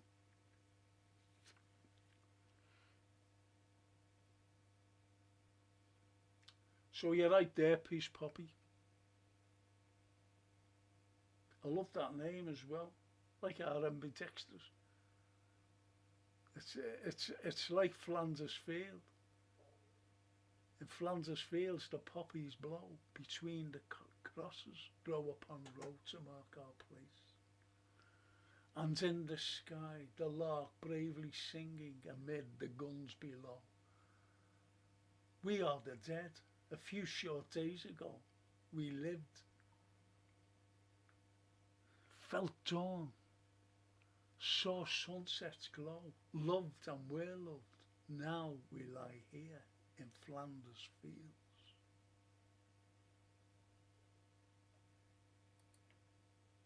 So that's your name, Peace Puppy. Stephen, given Liverpool was a great port, can you tell us of any great explorer? Yeah, I can. Stanley. And where you came to me, he didn't live far from me. Could have showed you where he lived before he set sail to the great Zambezi. Dr. Livingstone, I presume.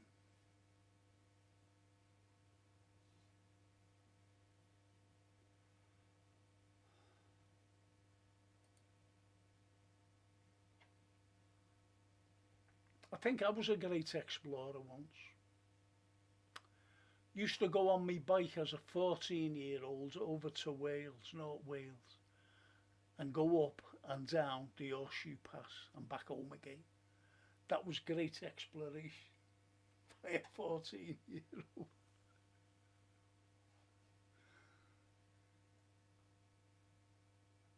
And going over to France on my own, not on a bike though. It's a crime to offend in this country, says Peace. Says, I'm going to call you Poppy. Ask the muted comedians, authors and playwrights. You're right, you're so right. Clint Eastwood said, recent, not like a couple of years ago, he said, I feel sorry for the young actors today because the scripts are shocking. So you see how it's quieting down from when he was making films and could say what he could in scripts, that is.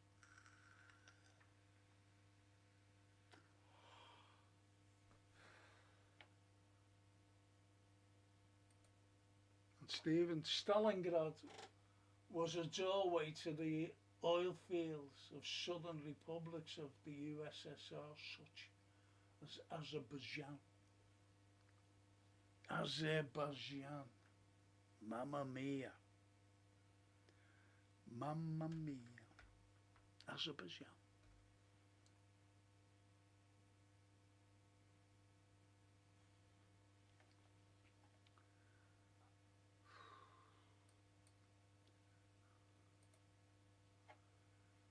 At least half of the UK and French deads of Crimean War died of malnutrition and disease. Yeah, well, the Earl of Sandwich made a sandwich, hence sandwich. And he said, they gave him a piece of bread, and he said, oh, can I have some? And it was meat. So he put the two pieces of bread together, ate it. Hence the sandwich. I know it's trivia, but that's how it got its name. Can I tell you how the word fuck came about? I know it's a shocking word, but shall I tell you nevertheless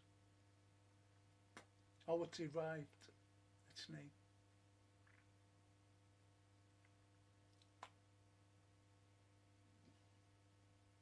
If you let me know now, I'll do it. Right now, just press it, yes or no. And I'm going to go right down to see what it is.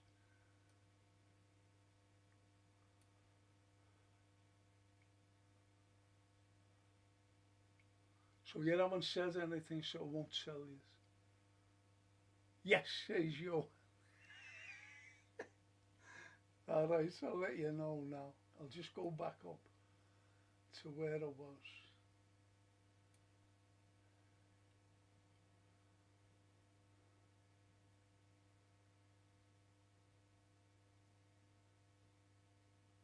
Yeah, that's him. Thank you, Johan. Our Russian friend, yeah. Yeah. Vitaly Slonov, the pro-Ukraine fellow from a few weeks. Yeah. I was made up. The people I've talked about you, Johan. Someone said, he's not Russian, is he, Johan? I said, how can a Russian be a Man United fan?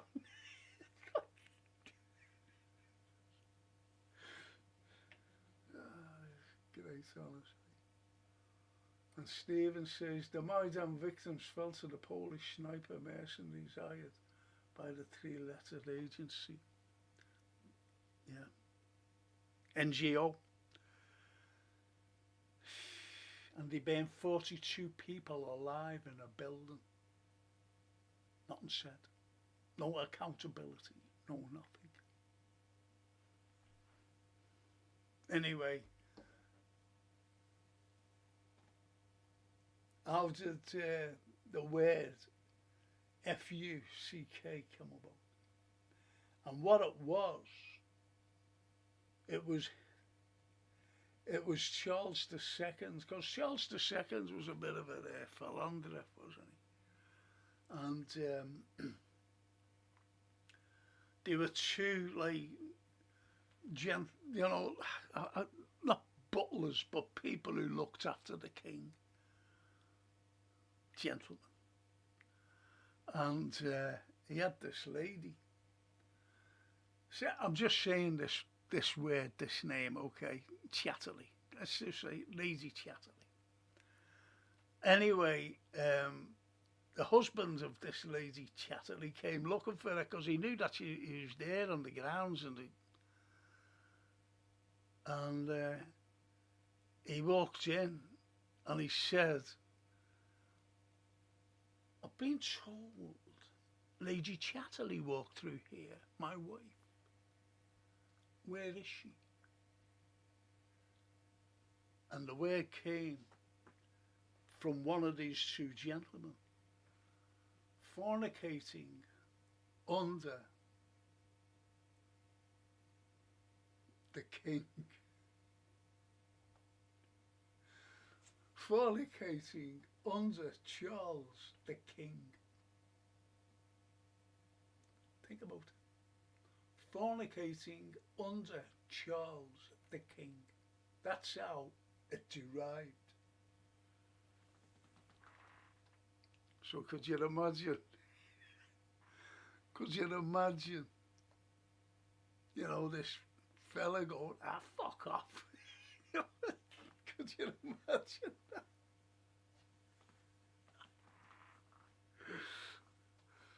Funny though.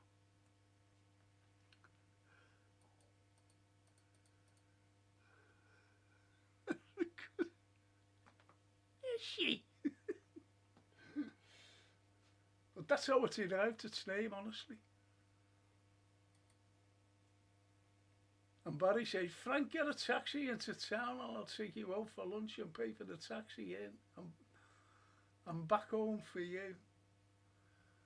I can hardly walk, and I understand. Barry, get hold of me when you're, I don't mean literally, like, you know. Get hold of me when you get back home. Please, get hold of me when you get back home. And Poppy says, Barry, bring some Dubai chocolate.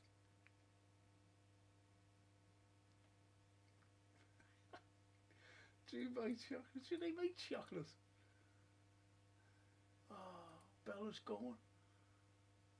Buonanotte, Franco, grazie per la vostra. Where are you going? She's going to, look, to Posso del Mare. Bene. Good night, everyone. Take care of yourself.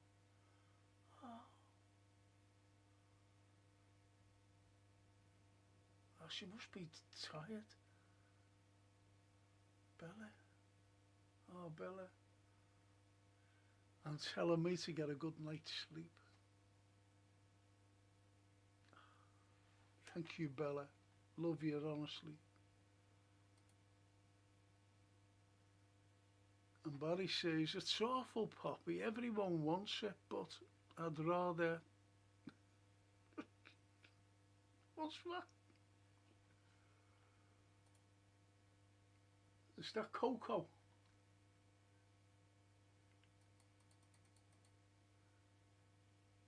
Ah, ciao. Ciao, bella buonanotte. Says Amara says, what's the name is it? Amara to Barry says, to say that you don't know is being of wisdom. That's right. It's the motivation to learn, seek truth and spread your roots. Knowledge. Yes. Great. Great answer.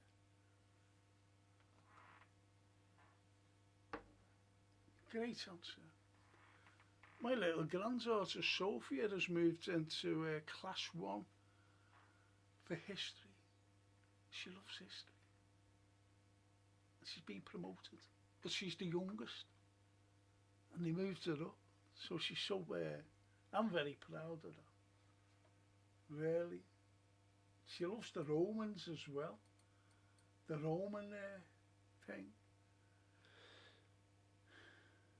And Romeo and Juliet. Shaky. I'd rather eat sprouts. I love sprouts. Honestly. Is there something wrong with me? I love sprouts. And you know what? Frank, didn't they chemically castrate Ellen? Yes. Talk about care of people who helped you. Without him, we would just still been fighting them. Well, I don't think so, like, but you know what I mean, don't you? Yes, they ostracised them. Alan Turing, the greatest code breaker, the greatest, one of the greatest of all mathematicians. Always remember Carl Sagan saying to, you know, he's talking about aliens, you know, other planets and, you know, other civilizations. And funny enough, it was in a great film called Arrival, with Amy and Jeremy Renner, Amy Adams and Jeremy Renner, great film. And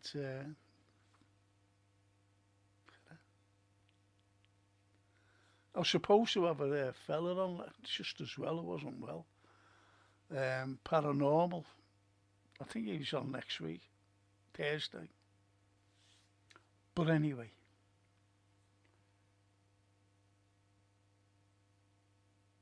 Carl say, and it was it, and it said, you don't try to talk to these people, you know, these other beings. You throw mats at them, and that's true. Math speed, you've only got like Pythagoras and his theories and mathematics. And it's not math, it's maths. The way the Americans try to hijack the English language. It's like that time I told you about these Americans. How come it says the Brits speak our American language, our American English language? Why don't they speak it? A foreign language like the other Europeans do. That's what they said. Speak our American language, English language. It's America for you. Barry, that's what you call stupidity, right, honestly.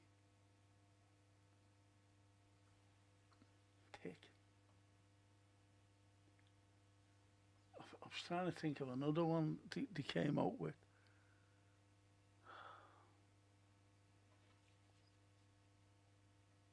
Met them. Met them.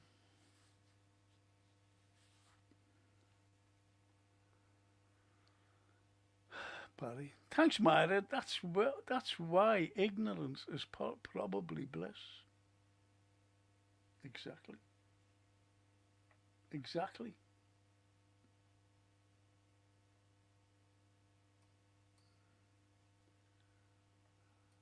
Steve, the same Stanley who explored the Congo for the crown of Belgium, the King of Belgium. Whoa, nasty man, him. You won't believe I had a discussion with that great opera singer about him in the cavern. Surreal. We must develop someday. That king, he was horrible, him. He was a genocidal maniac. The King of Belgium. And even going back, you're going back to the 19th century, even going up forward to the 60s. And what was happening in the Belgian Congo.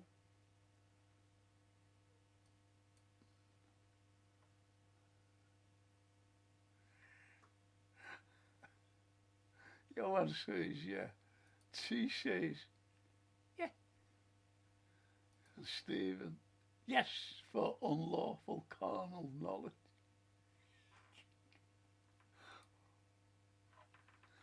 I always remember, I was knocking about with this girl once, as you do when you're young. And it was in my grandmother's, and I went to borrow some money to take her out to the pictures. And she said, this is naivety at its best. And I said, what do you want to go and see? And she went, there's a film with, I forget who was in it. And she said, it sounds good. I said, what is it called? She said, carnal knowledge. And I went, oh, well, okay. Never had a fucking clue about carnal knowledge. So I said to me grandma, I said, can you lend to sell it? She said, well, okay. I said, I'm going to she said, what do you want it for? I said, I'm going to pictures. She said, what's to say? I said, carnal knowledge. So she was oblivious of what carnal knowledge meant. And when it brings her home, with Dad sitting there, have you been to pictures, Dan? What did you go and see? And I said, carnal knowledge. He went, you what? You what?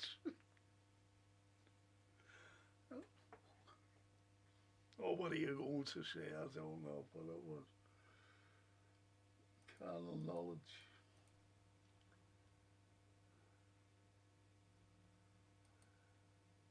Frank, could you put microphone closer or under the... Thank you. Paul, isn't that loud enough?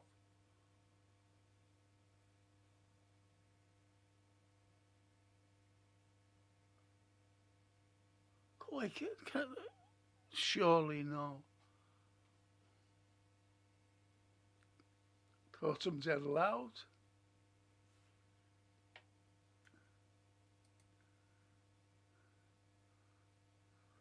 Fornicating under Charles, says Paul. Fornicating under Charles the King.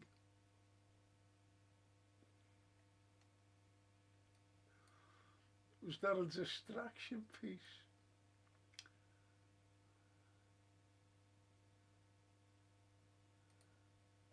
Fornicating under Charles the King.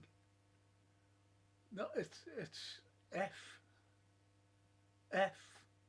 Fornicating under you, Charles C. the King K. Alan Turing would have got that, no problem. Or this old lady, she was a mature student in my class. Lovely, lovely lady. She'd be well gone now. And she was a code breaker. Coldbreak. She would have got that, Poppy, right away. In Toscana, buonanotte, bella Ritalia, spero che tutto va bene.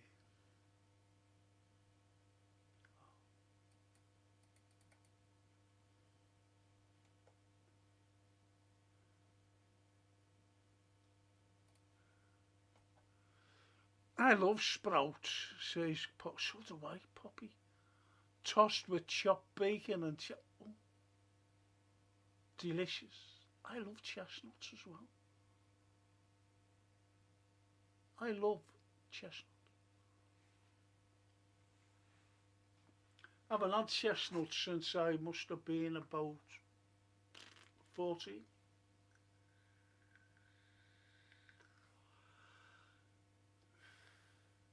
On Duck Apple Night. That was our Halloween, wasn't it? Duck Apple Night.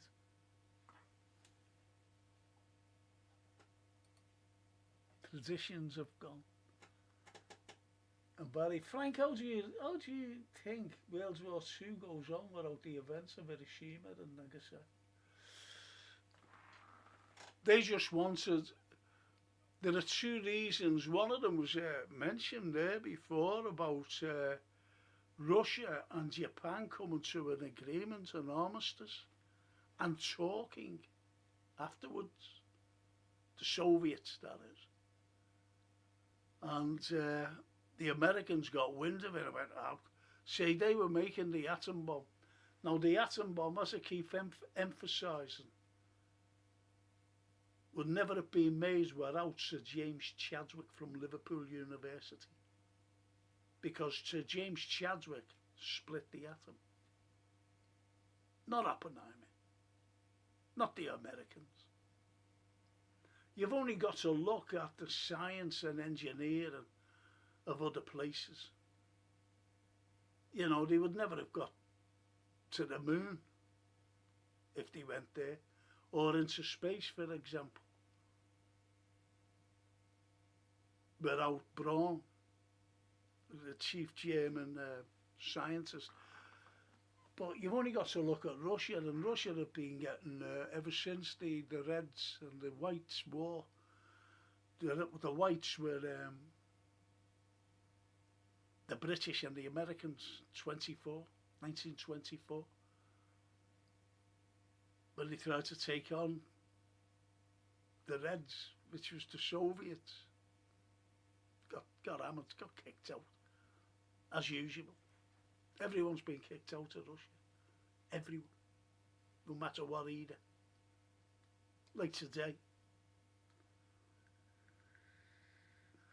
And if you think Ukraine got to Kursk, NATO, that's why NATO have been humiliated. If you think that America thinks that they could, just imagine if the shoe was on the other foot in Ukraine today. Honestly, I'm not just saying this. If the shoe was on the other foot and Ukraine was doing all the damage to Russia, and I'm talking about a lot of damage, because Russia didn't want to take all of Ukraine. They just went into Ukraine to liberate the Russian-speaking people and the Russian culture and the Russian Orthodox Church. But people think that they wanted to take all Russia. No, they didn't. All Ukraine. No, they didn't. They just wanted to liberate all of them. That's why they're going to go and liberate Odessa, Catherine the Great city. And that's all they wanted to do.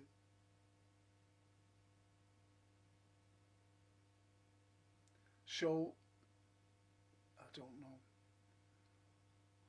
So how long was it lasted, the war? It would have gone on longer. Look, it was mentioned before at the start of the programme about the greatest mistake Hitler made was by going into Russia. at the wrong date, the wrong time, the wrong season. Went in the summer, big mistake. And also the assassination of Reinhard Heydrich, because Heydrich would have said, don't do it, and he would have said, okay. Believed that. Believed that. But the Japanese, if they would have still been fighting around Burma and places like that, because the Yanks couldn't do anything. Really, they couldn't. That's why they said, oh, fuck this, let's drop it. And don't forget, you know, it doesn't hit the atomic bomb doesn't hit the ground like that, then explode. It blows up from there. There's the ground, blows up from there, and the pressure goes down. And that's how you get the mushroom cloud. So everything, and then it spreads out as it hits the ground. Not the bomb, but what's come from the bomb, the atomic energy. And then you get the mushroom, soaking up all the earth and everything. And that's the mushroom. But they didn't want to do that once, they wanted to do it twice. And they did it twice by hitting 2 cities, Hiroshima and Nagasaki. But these bombs, that's why I said, you know, what's your program called? What's your program called? It's not a program, it's a film made in 1983 with, what's his bloody name? Anyway, he's in it. What's his bloody name's in it? And it's called The Day After. But get a good quality thing, you know, it's on YouTube. But get a good quality film, you know, there's some horrible quality ones. You can hardly see it, but get a good quality one, it's a cracking film. And it's frightening. It really is frightening. What devastation they cause, what these bombs have caused, the devastation. But today, more powerful than the atomic bomb of Nagasaki and Hiroshima. And you know, the more advanced, wasn't it, from 45 up to 1983 with the Day After.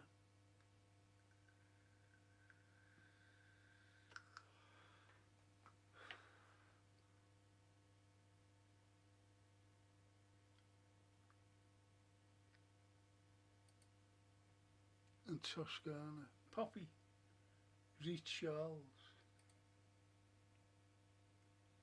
Shouldn't have told you that, should I? Might think that I'm a bit of a pervert. I'm not, honest. Callum, hey mate. Hello Frank, did you go into a 2-day sleeping course?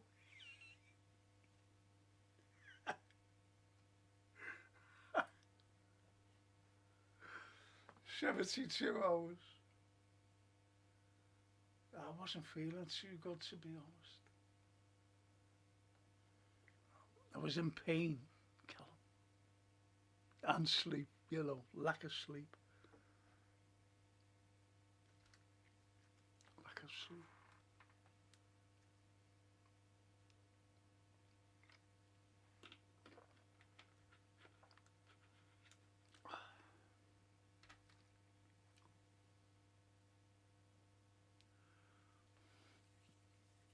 Nerves were shattered.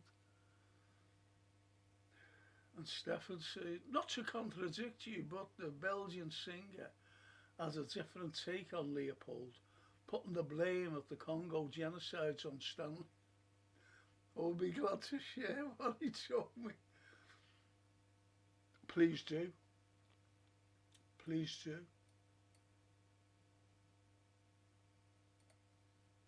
See, but it's like what I mentioned to to Barry before about propaganda.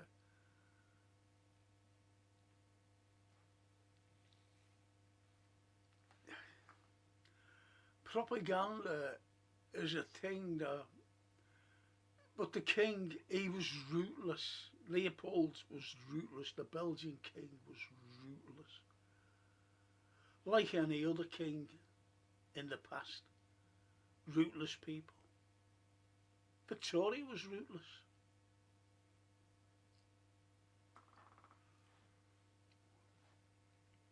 Cover-ups have been going on for years as well, by the way, not just Hillsborough or anything. Do you know, I've got a little ulcer on my tongue. Oh, killing me.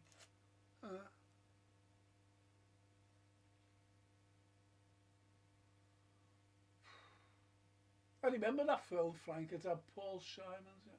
That's right, Carlyle. That's right. Was Garfunkel in there? He was, wasn't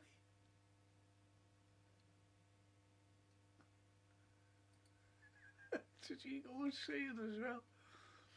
And the sprouts on Sunday, roast with several cans of lager made for an interesting Monday at work for me.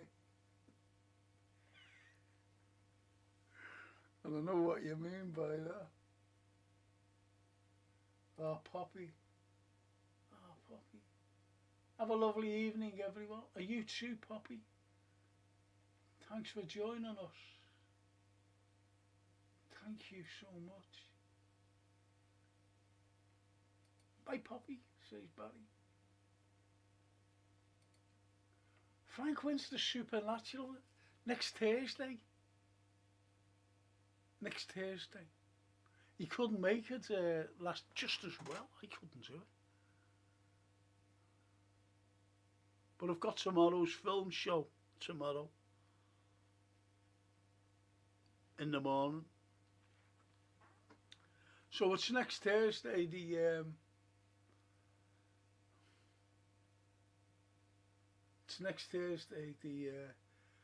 paranormal. And Johan says, even though it isn't unclear, even though it isn't nuclear, but the tonnage of bombs dropped in Gaza is more than Hiroshima, Nagasaki and Dresden combined. Did you see that bomb today?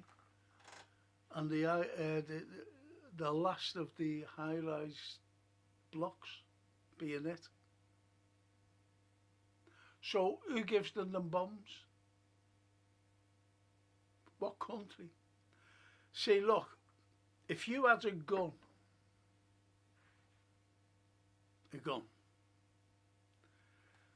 and you had no bullets in the gun, it's branded as useless. You could keep doing that and nothing would happen. But I say, like Barry Aldridge, you say, yeah, there's some bullets here. Oh, thanks. What do you want them for? I want to shoot them over there. Bang, bang, bang, gone. They're gone. Barry's complicit. Because Barry will say, do you want any more? America. Us. We're complicit in genocide. We're complicit. One of the worst terminologies, you know, besides genocide, is ethnic cleansing. Now, you might think ethnic cleansing, yeah, you know, but we don't do things like that. Of course we don't do things like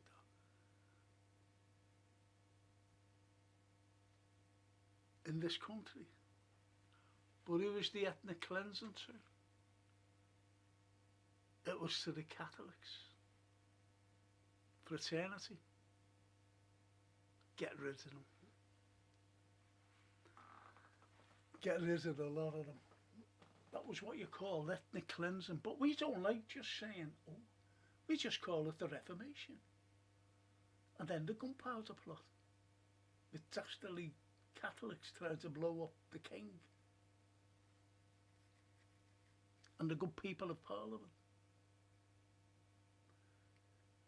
And I just say, yeah, okay then.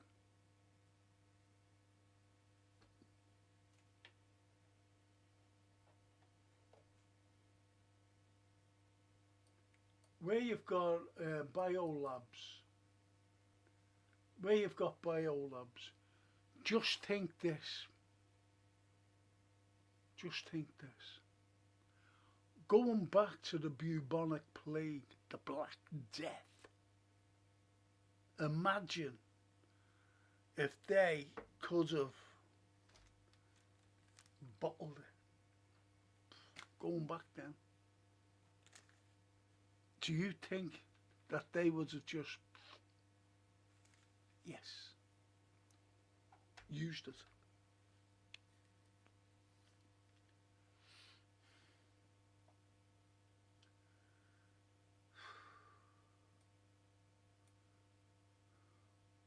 That's a good shout, that, Johan, though. And you're right.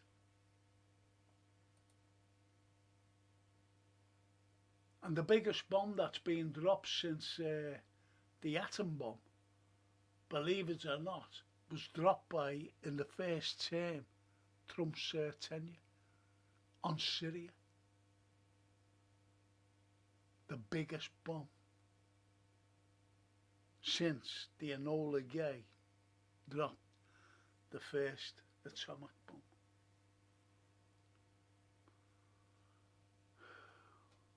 But the biggest bomb today, without it being nuclear, is the Irishnik.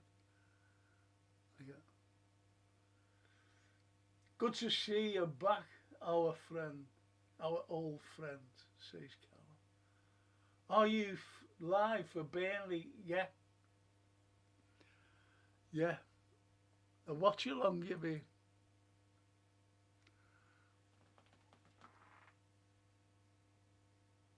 Yes, I'll be there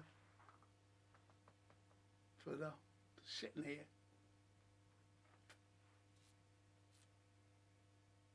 And Barry says, I'll be with you in spirit, mainly vodka.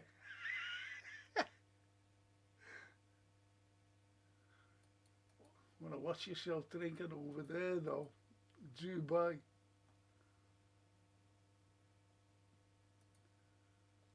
Watch yourself, honestly. You'll have to stay in the hotel. Even and Don Franco says, IBR, hiya IBR.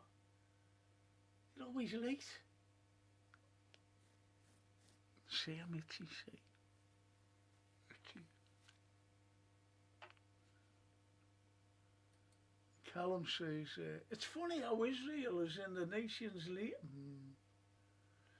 Just another European colonisers, all from Ukraine, Poland, scruffs can go back home.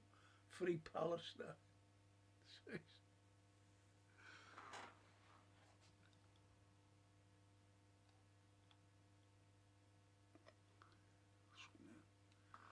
No, you're right there, Callum. I don't know, they're not in Europe, and yet they're in the Champions League and everything, European nations. What the fuck's that all about? And there's Russia, banned.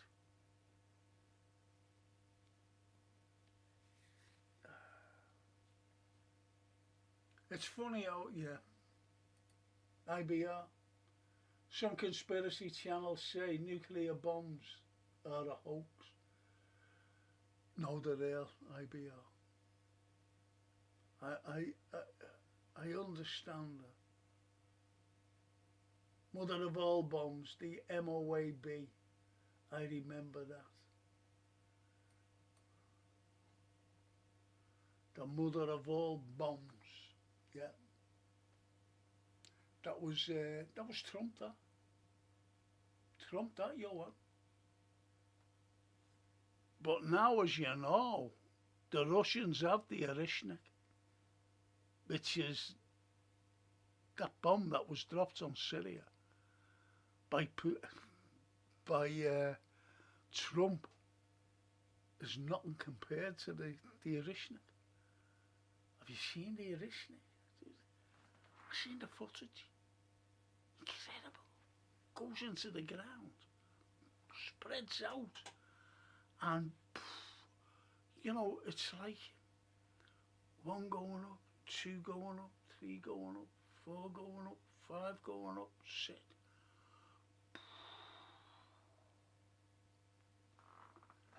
And they can put a nuclear head on.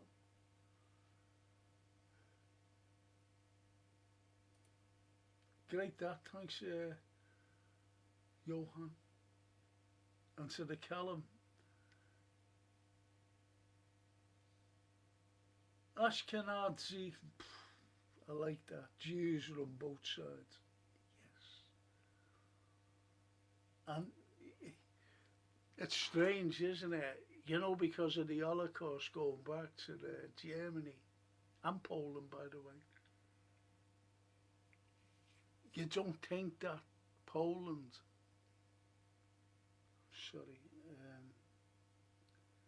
Jews are not Nazis.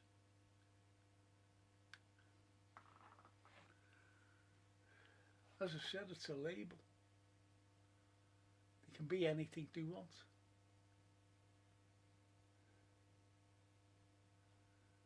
Don't really drink, Frank, only beer and not much of that. Me too, Barry.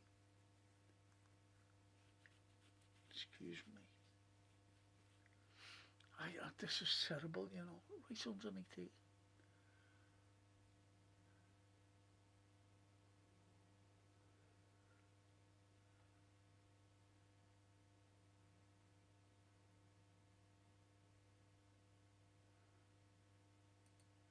And Johan, DNA testing is allowed in Israel. Well, they're all fucking Europeans, that's why. You've only got to look at Netanyahu, Milanowski, isn't it? Milanowski or something like that, some Pole.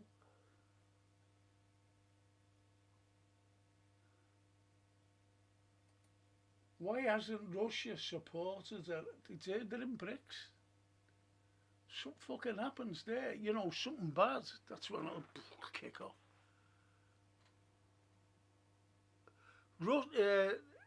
The likes of Iran themselves can look after themselves. They've got the supersonic missiles that can go and take out the whole of Israel.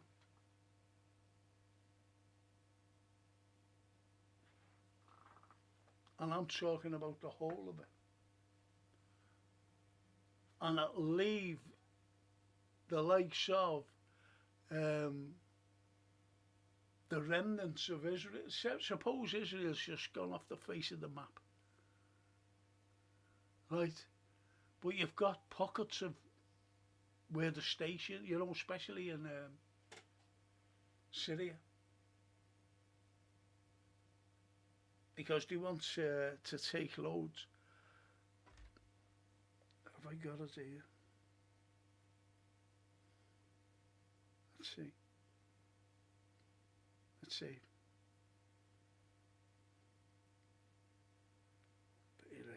Peter Evans. Fuck. Yeah.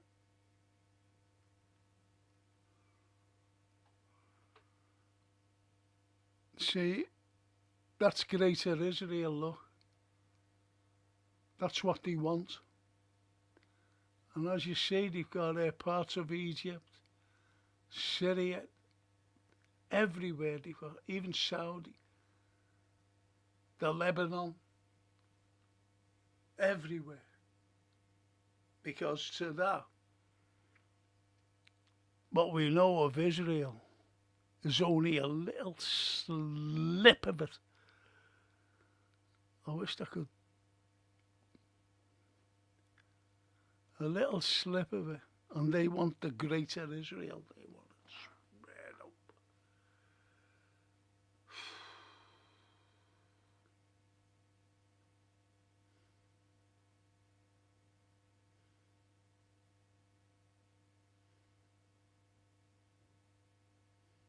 mad it is.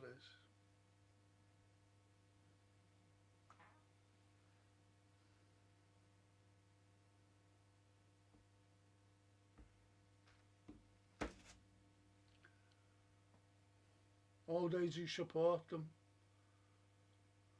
Did you support them, IBO?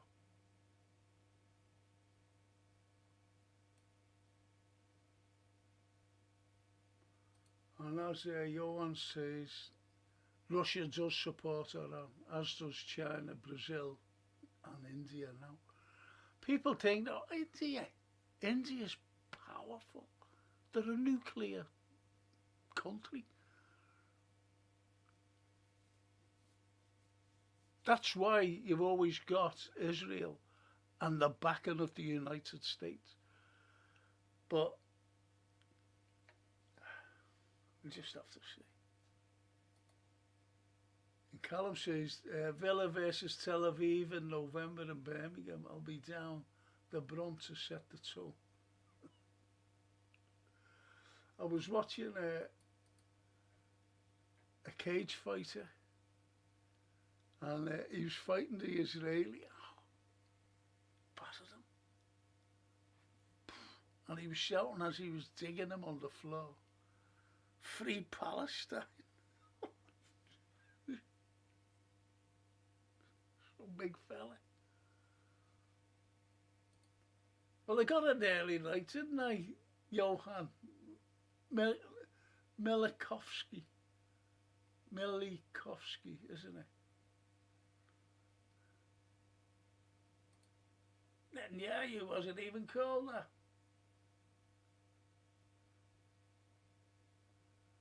Callum says, BRICS members don't colonise. No, but they look after each other. No, but you're right there, Callum.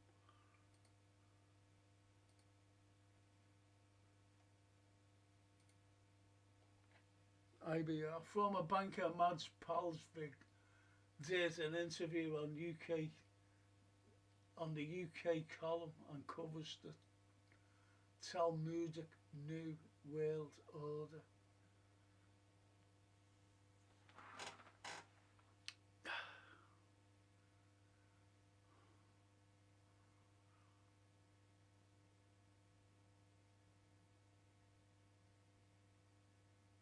This is what they want, the New World Order, but it's not going to happen. Russia won't allow it, China won't allow it. India now.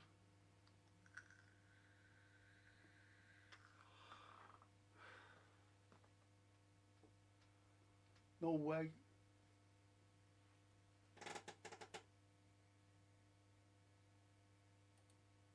I ain't afraid to say I support the H groups.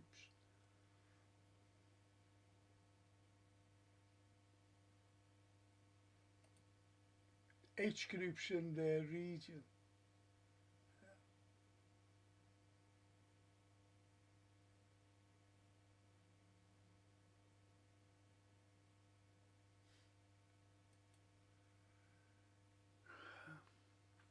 Callum is going to get us all into trouble now.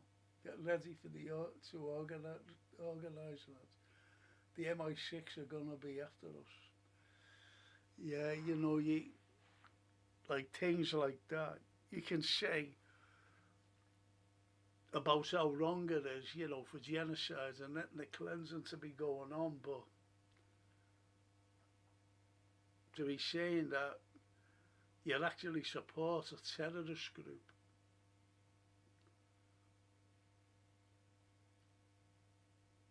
You can't say it.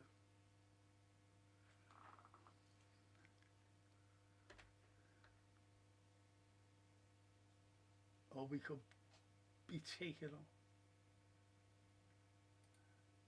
YouTuber disclaimer, I was joking, says Callum. Excuse me.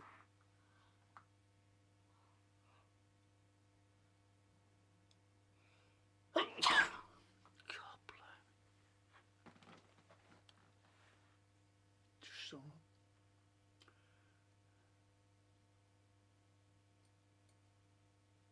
So listen, lads and girls, Thanks for joining me tonight. It's been good.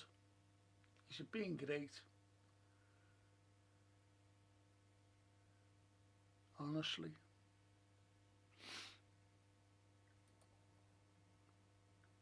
And to the IBR. I watched that earlier. Eye-opening.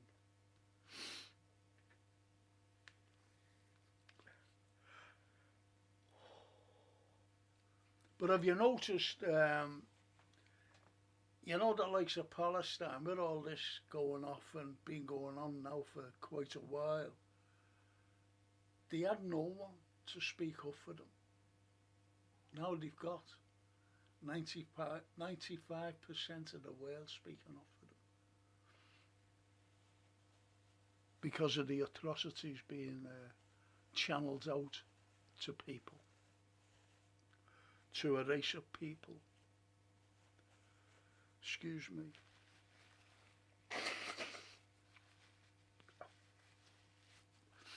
A race of people. It's the first time I've ever sneezed in here. To a race of people. And we're in the 21st century. We're in the first quarter of the millennium. And this is going on.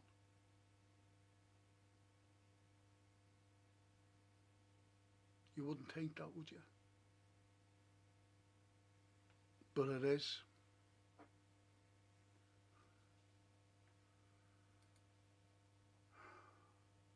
And Stefan says, the fall of the Cabal series is incredible. Changes all you know. The lies are far greater than anyone is ready to believe. One of the two female authors was killed for it. Well, have you noticed about the, I always forget this party in Germany. And they were about to, you know, it's that Alice one. Her party, 5 of them are dead because they don't want, the globalists don't want this Alice one, what's her name, don't want her to take over. It's just like Romania. They didn't want that Georgescu or Simeoni to take over. They don't want, this is why they're trying to regime change Orban, Fico, Vudic of Serbia, Slovakia and Hungary, and also the colour revolution that's going to go, or they're trying to do it in Georgia. It's shocking.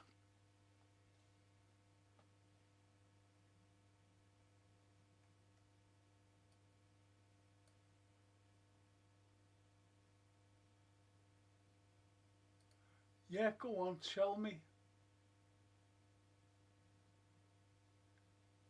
I'm sure I seen that, or did I dream it? 4-0. I'm sure I watched that last night.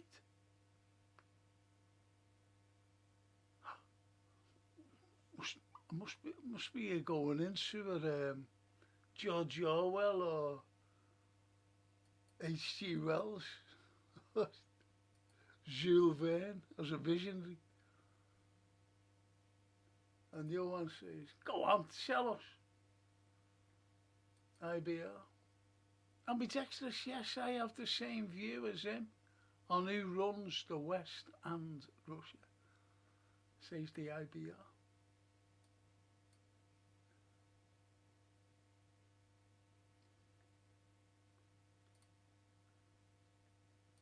Toscana. Can you believe, Kate? No. I was shocking that. I was talking to Francine today. We had a long discussion about it.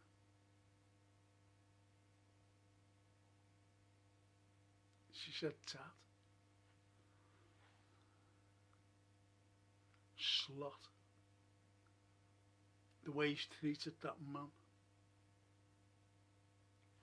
that player, the way he's treated him, is shocking. And people say, oh yeah, you know, he's ruthless, is Slot. Yeah, sure he is. I feel sorry for Chiesa.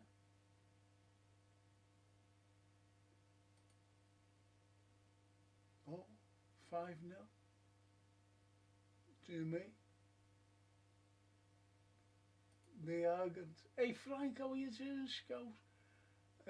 A lot better today. Thank you, Lee. Really is a lot better. I am. Thank you for asking.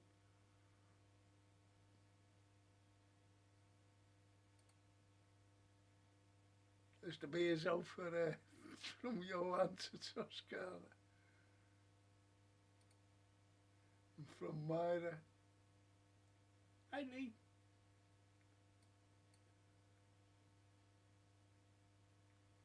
And Stefan says AFC party lost now 9 members in a week, and the same traditionally left the stadium only 62 days ago. Now 9. Shocking in modern Germany.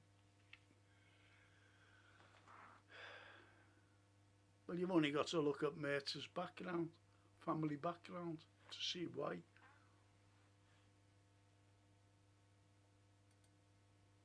That's why.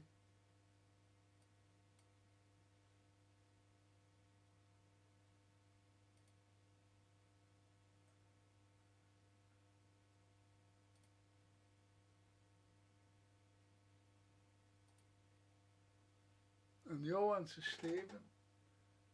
Apparently Chiesa was dropped because you need at least 7 homegrown players in the squad. That's why young Rio was picked ahead of him. You can relist the squad in January.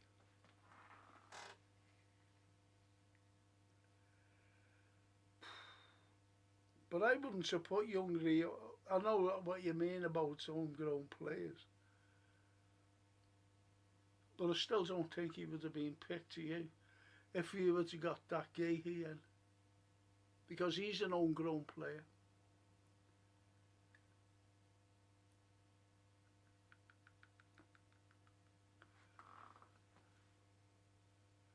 I don't know, you know, this.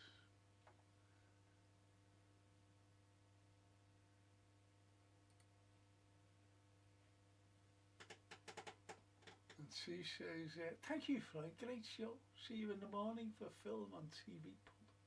Yeah. Yeah, I'll be there. There's a couple of films I want you to watch. I watched one. Our Francine recommended it to me. So I watched it. And you won't believe what time I was watching it. I started to watch it. I was lying there like a big dump, as you know, in bed. And I watched it at, I think it was 4:15 or 4:45 in the morning. But it was good. Really good. So I'll be talking about that tomorrow.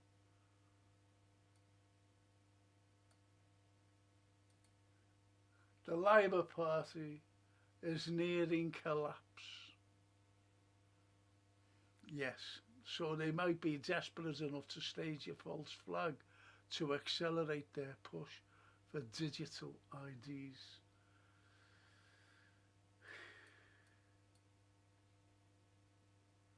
Wouldn't surprise me, honestly. Wouldn't surprise me.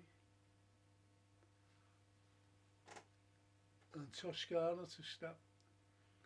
It's a great slap in the face for Chiesa, and if I was him, I'd leave in January. You can only relist up to 3 new players who are signed in January.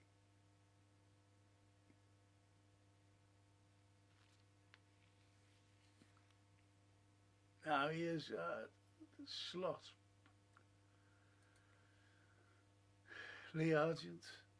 Yep, 7 members of the ADF party Germany dead in a week. That's fucked up, man. And as you know, I don't swear, but Lee Argent swears his head off like a trooper.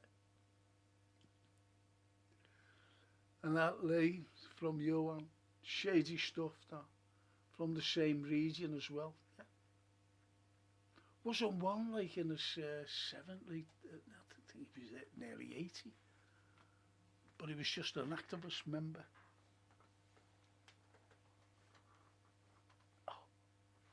That's how bad globalists are.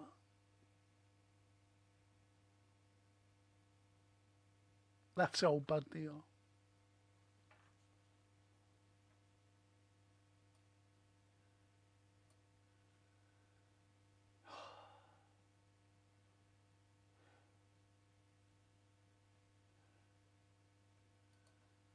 And it says, to link LFC with history, some people seem to have something against churches equals Chiesa in that city.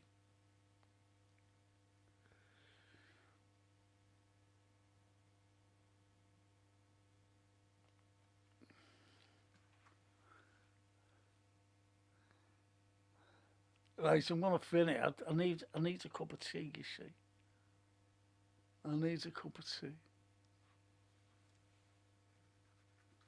And I'm tired. I didn't realise.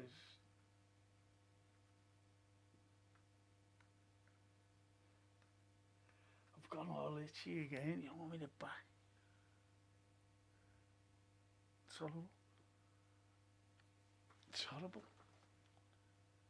And I can't get rid of it. You know, this pain on me. It's only on my head. Now, all up, you know, my face, neck, scalp.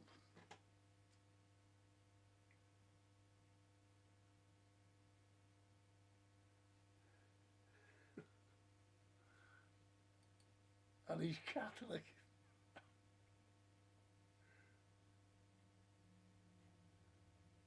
Oh, lovely Myra. Take care of it. Thank you, Myra. Really sincere, thank you. Really made up that, you know, you join us. Honestly, not just saying that. I mean everyone as well, but you. Because we're good friends.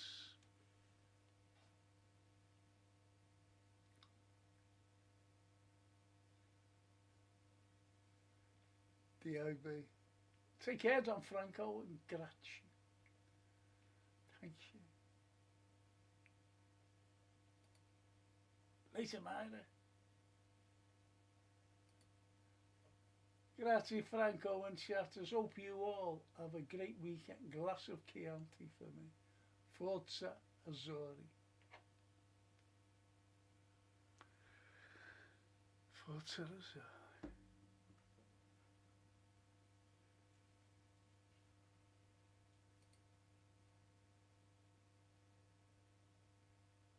Oh, Barry. Frank, so, honestly, yeah, and I mean it as well, you know. I'll give you my address, give you my phone number, just get in touch and come up and see me. Just in case I can't get out, you see.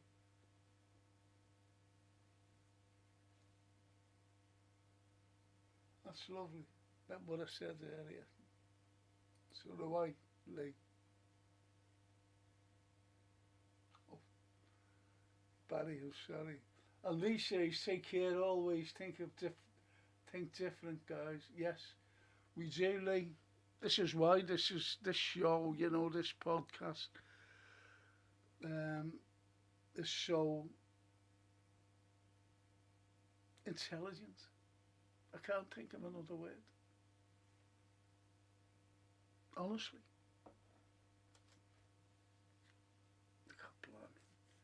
My eyebrows are itchy. You wouldn't believe that, would you? Yeah, shocking.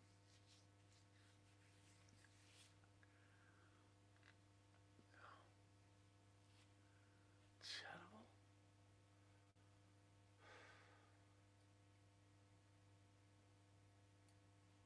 Johan. Thank you, Frank and Legends, for another great show. Apologies for sounding too emotional, but you really scared me. Prayers for you and all the legends in the chat. Take care, legends. Good night. Thank you. Thank you, Johan. Honestly.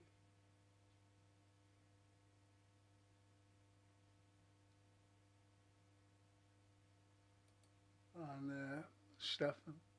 Good night, Frank, from both of us. Please get some rest. We had a great time together, but let's not abuse so we can repeat. Vitamin eternal. Not vitamin.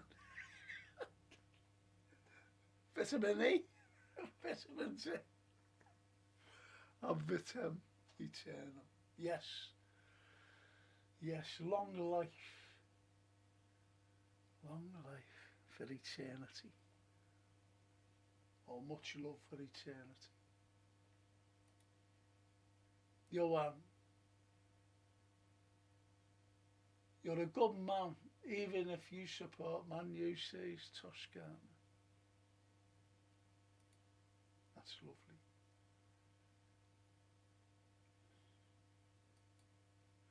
And Barry, good night everyone, it's only 40 cents to get to Dubai. Ah, Jared loves it there. Loves it in Dubai. Francis, you've got to go. I said, yeah. I'd rather do the Amalfi Coast than Pompeii.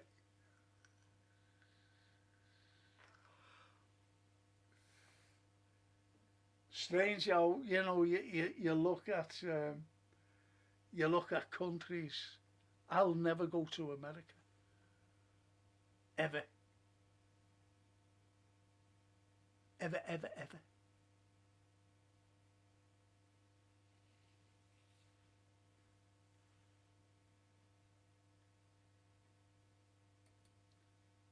So, hi everyone. Finishing now, Daryl, mate. Finishing. Barry. My niece works there.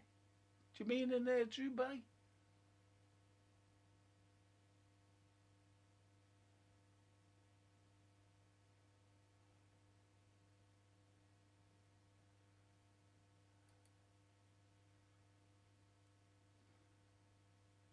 Got my leg off. Why couldn't you just rephrase that? My leg is in agony, so I have to have it raised. Not like got my leg off.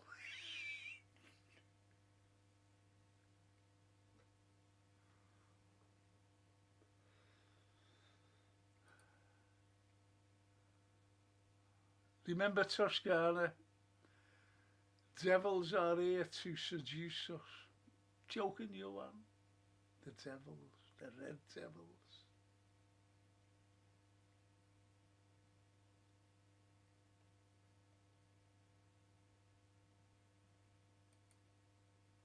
Frank, tell us the story of your grandson getting the chic treatment there.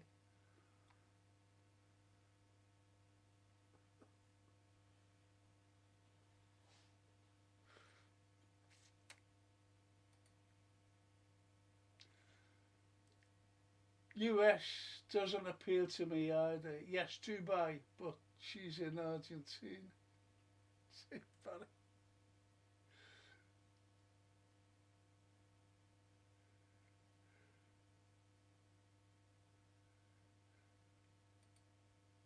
Argentina.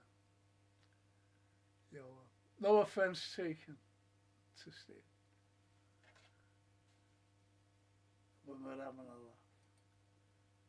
And, yeah, I am, Daryl. Yeah, I am, mate.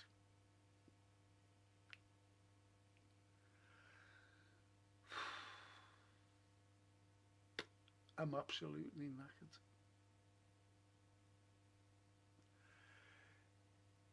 Stephen, do you mind? 10 o'clock.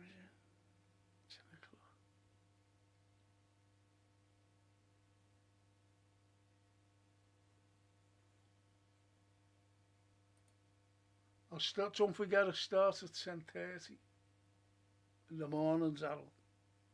Okay, mate. Steve, I'll have to phone Jason, so, and I'm really tired. We'll have a chat tomorrow afternoon when I've got more time, eh? I'll phone you then, unless you're doing so, I don't know, you see. Oh, got that pain now.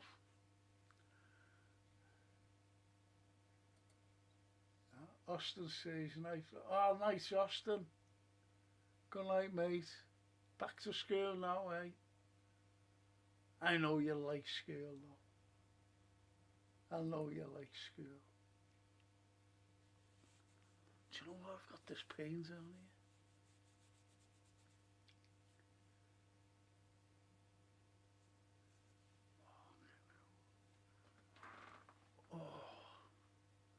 I haven't had this for ages, but I was getting twinges before. Now it's come right back on my elbow.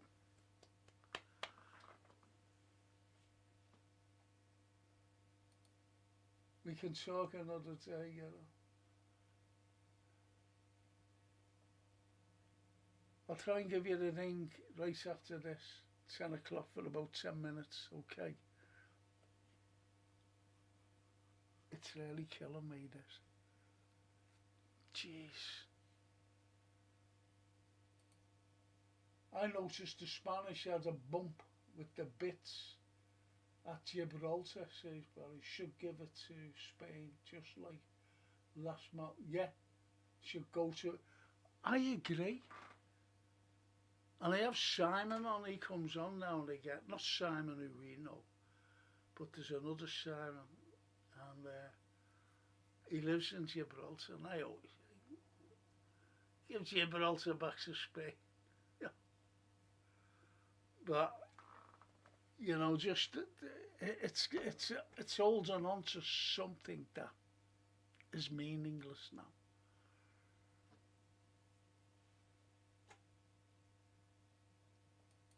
We need a chef, like, being so, yes, totally agree. Totally agree, Darryl. So listen, on that note, I'm going to make myself a cup of tea and see some of you tomorrow.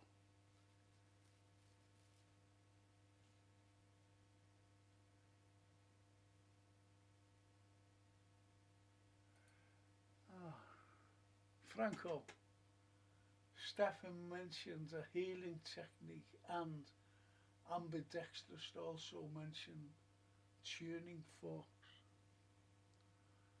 Yeah. See me eye closing though. I was talking about that as well. Mad.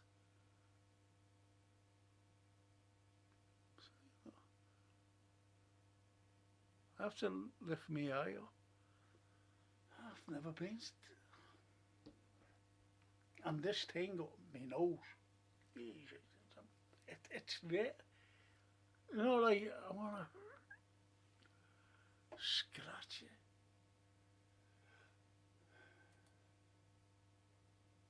Take care of yourself, Frank. Thank you, Johan. So I'll see some of you tomorrow. Thank you so much for joining me. And Barry, take care, Frank. See you soon. You too. Have a safe journey, by the way, Barry. It's over there to Dubai or not Dubai. That is the question.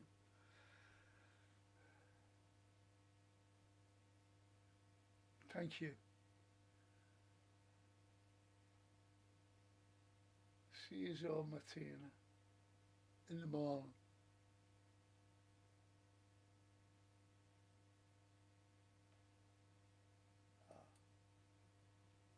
Thank you for joining us, Barry. Thank you. Good night, everyone. See you tomorrow, some of you.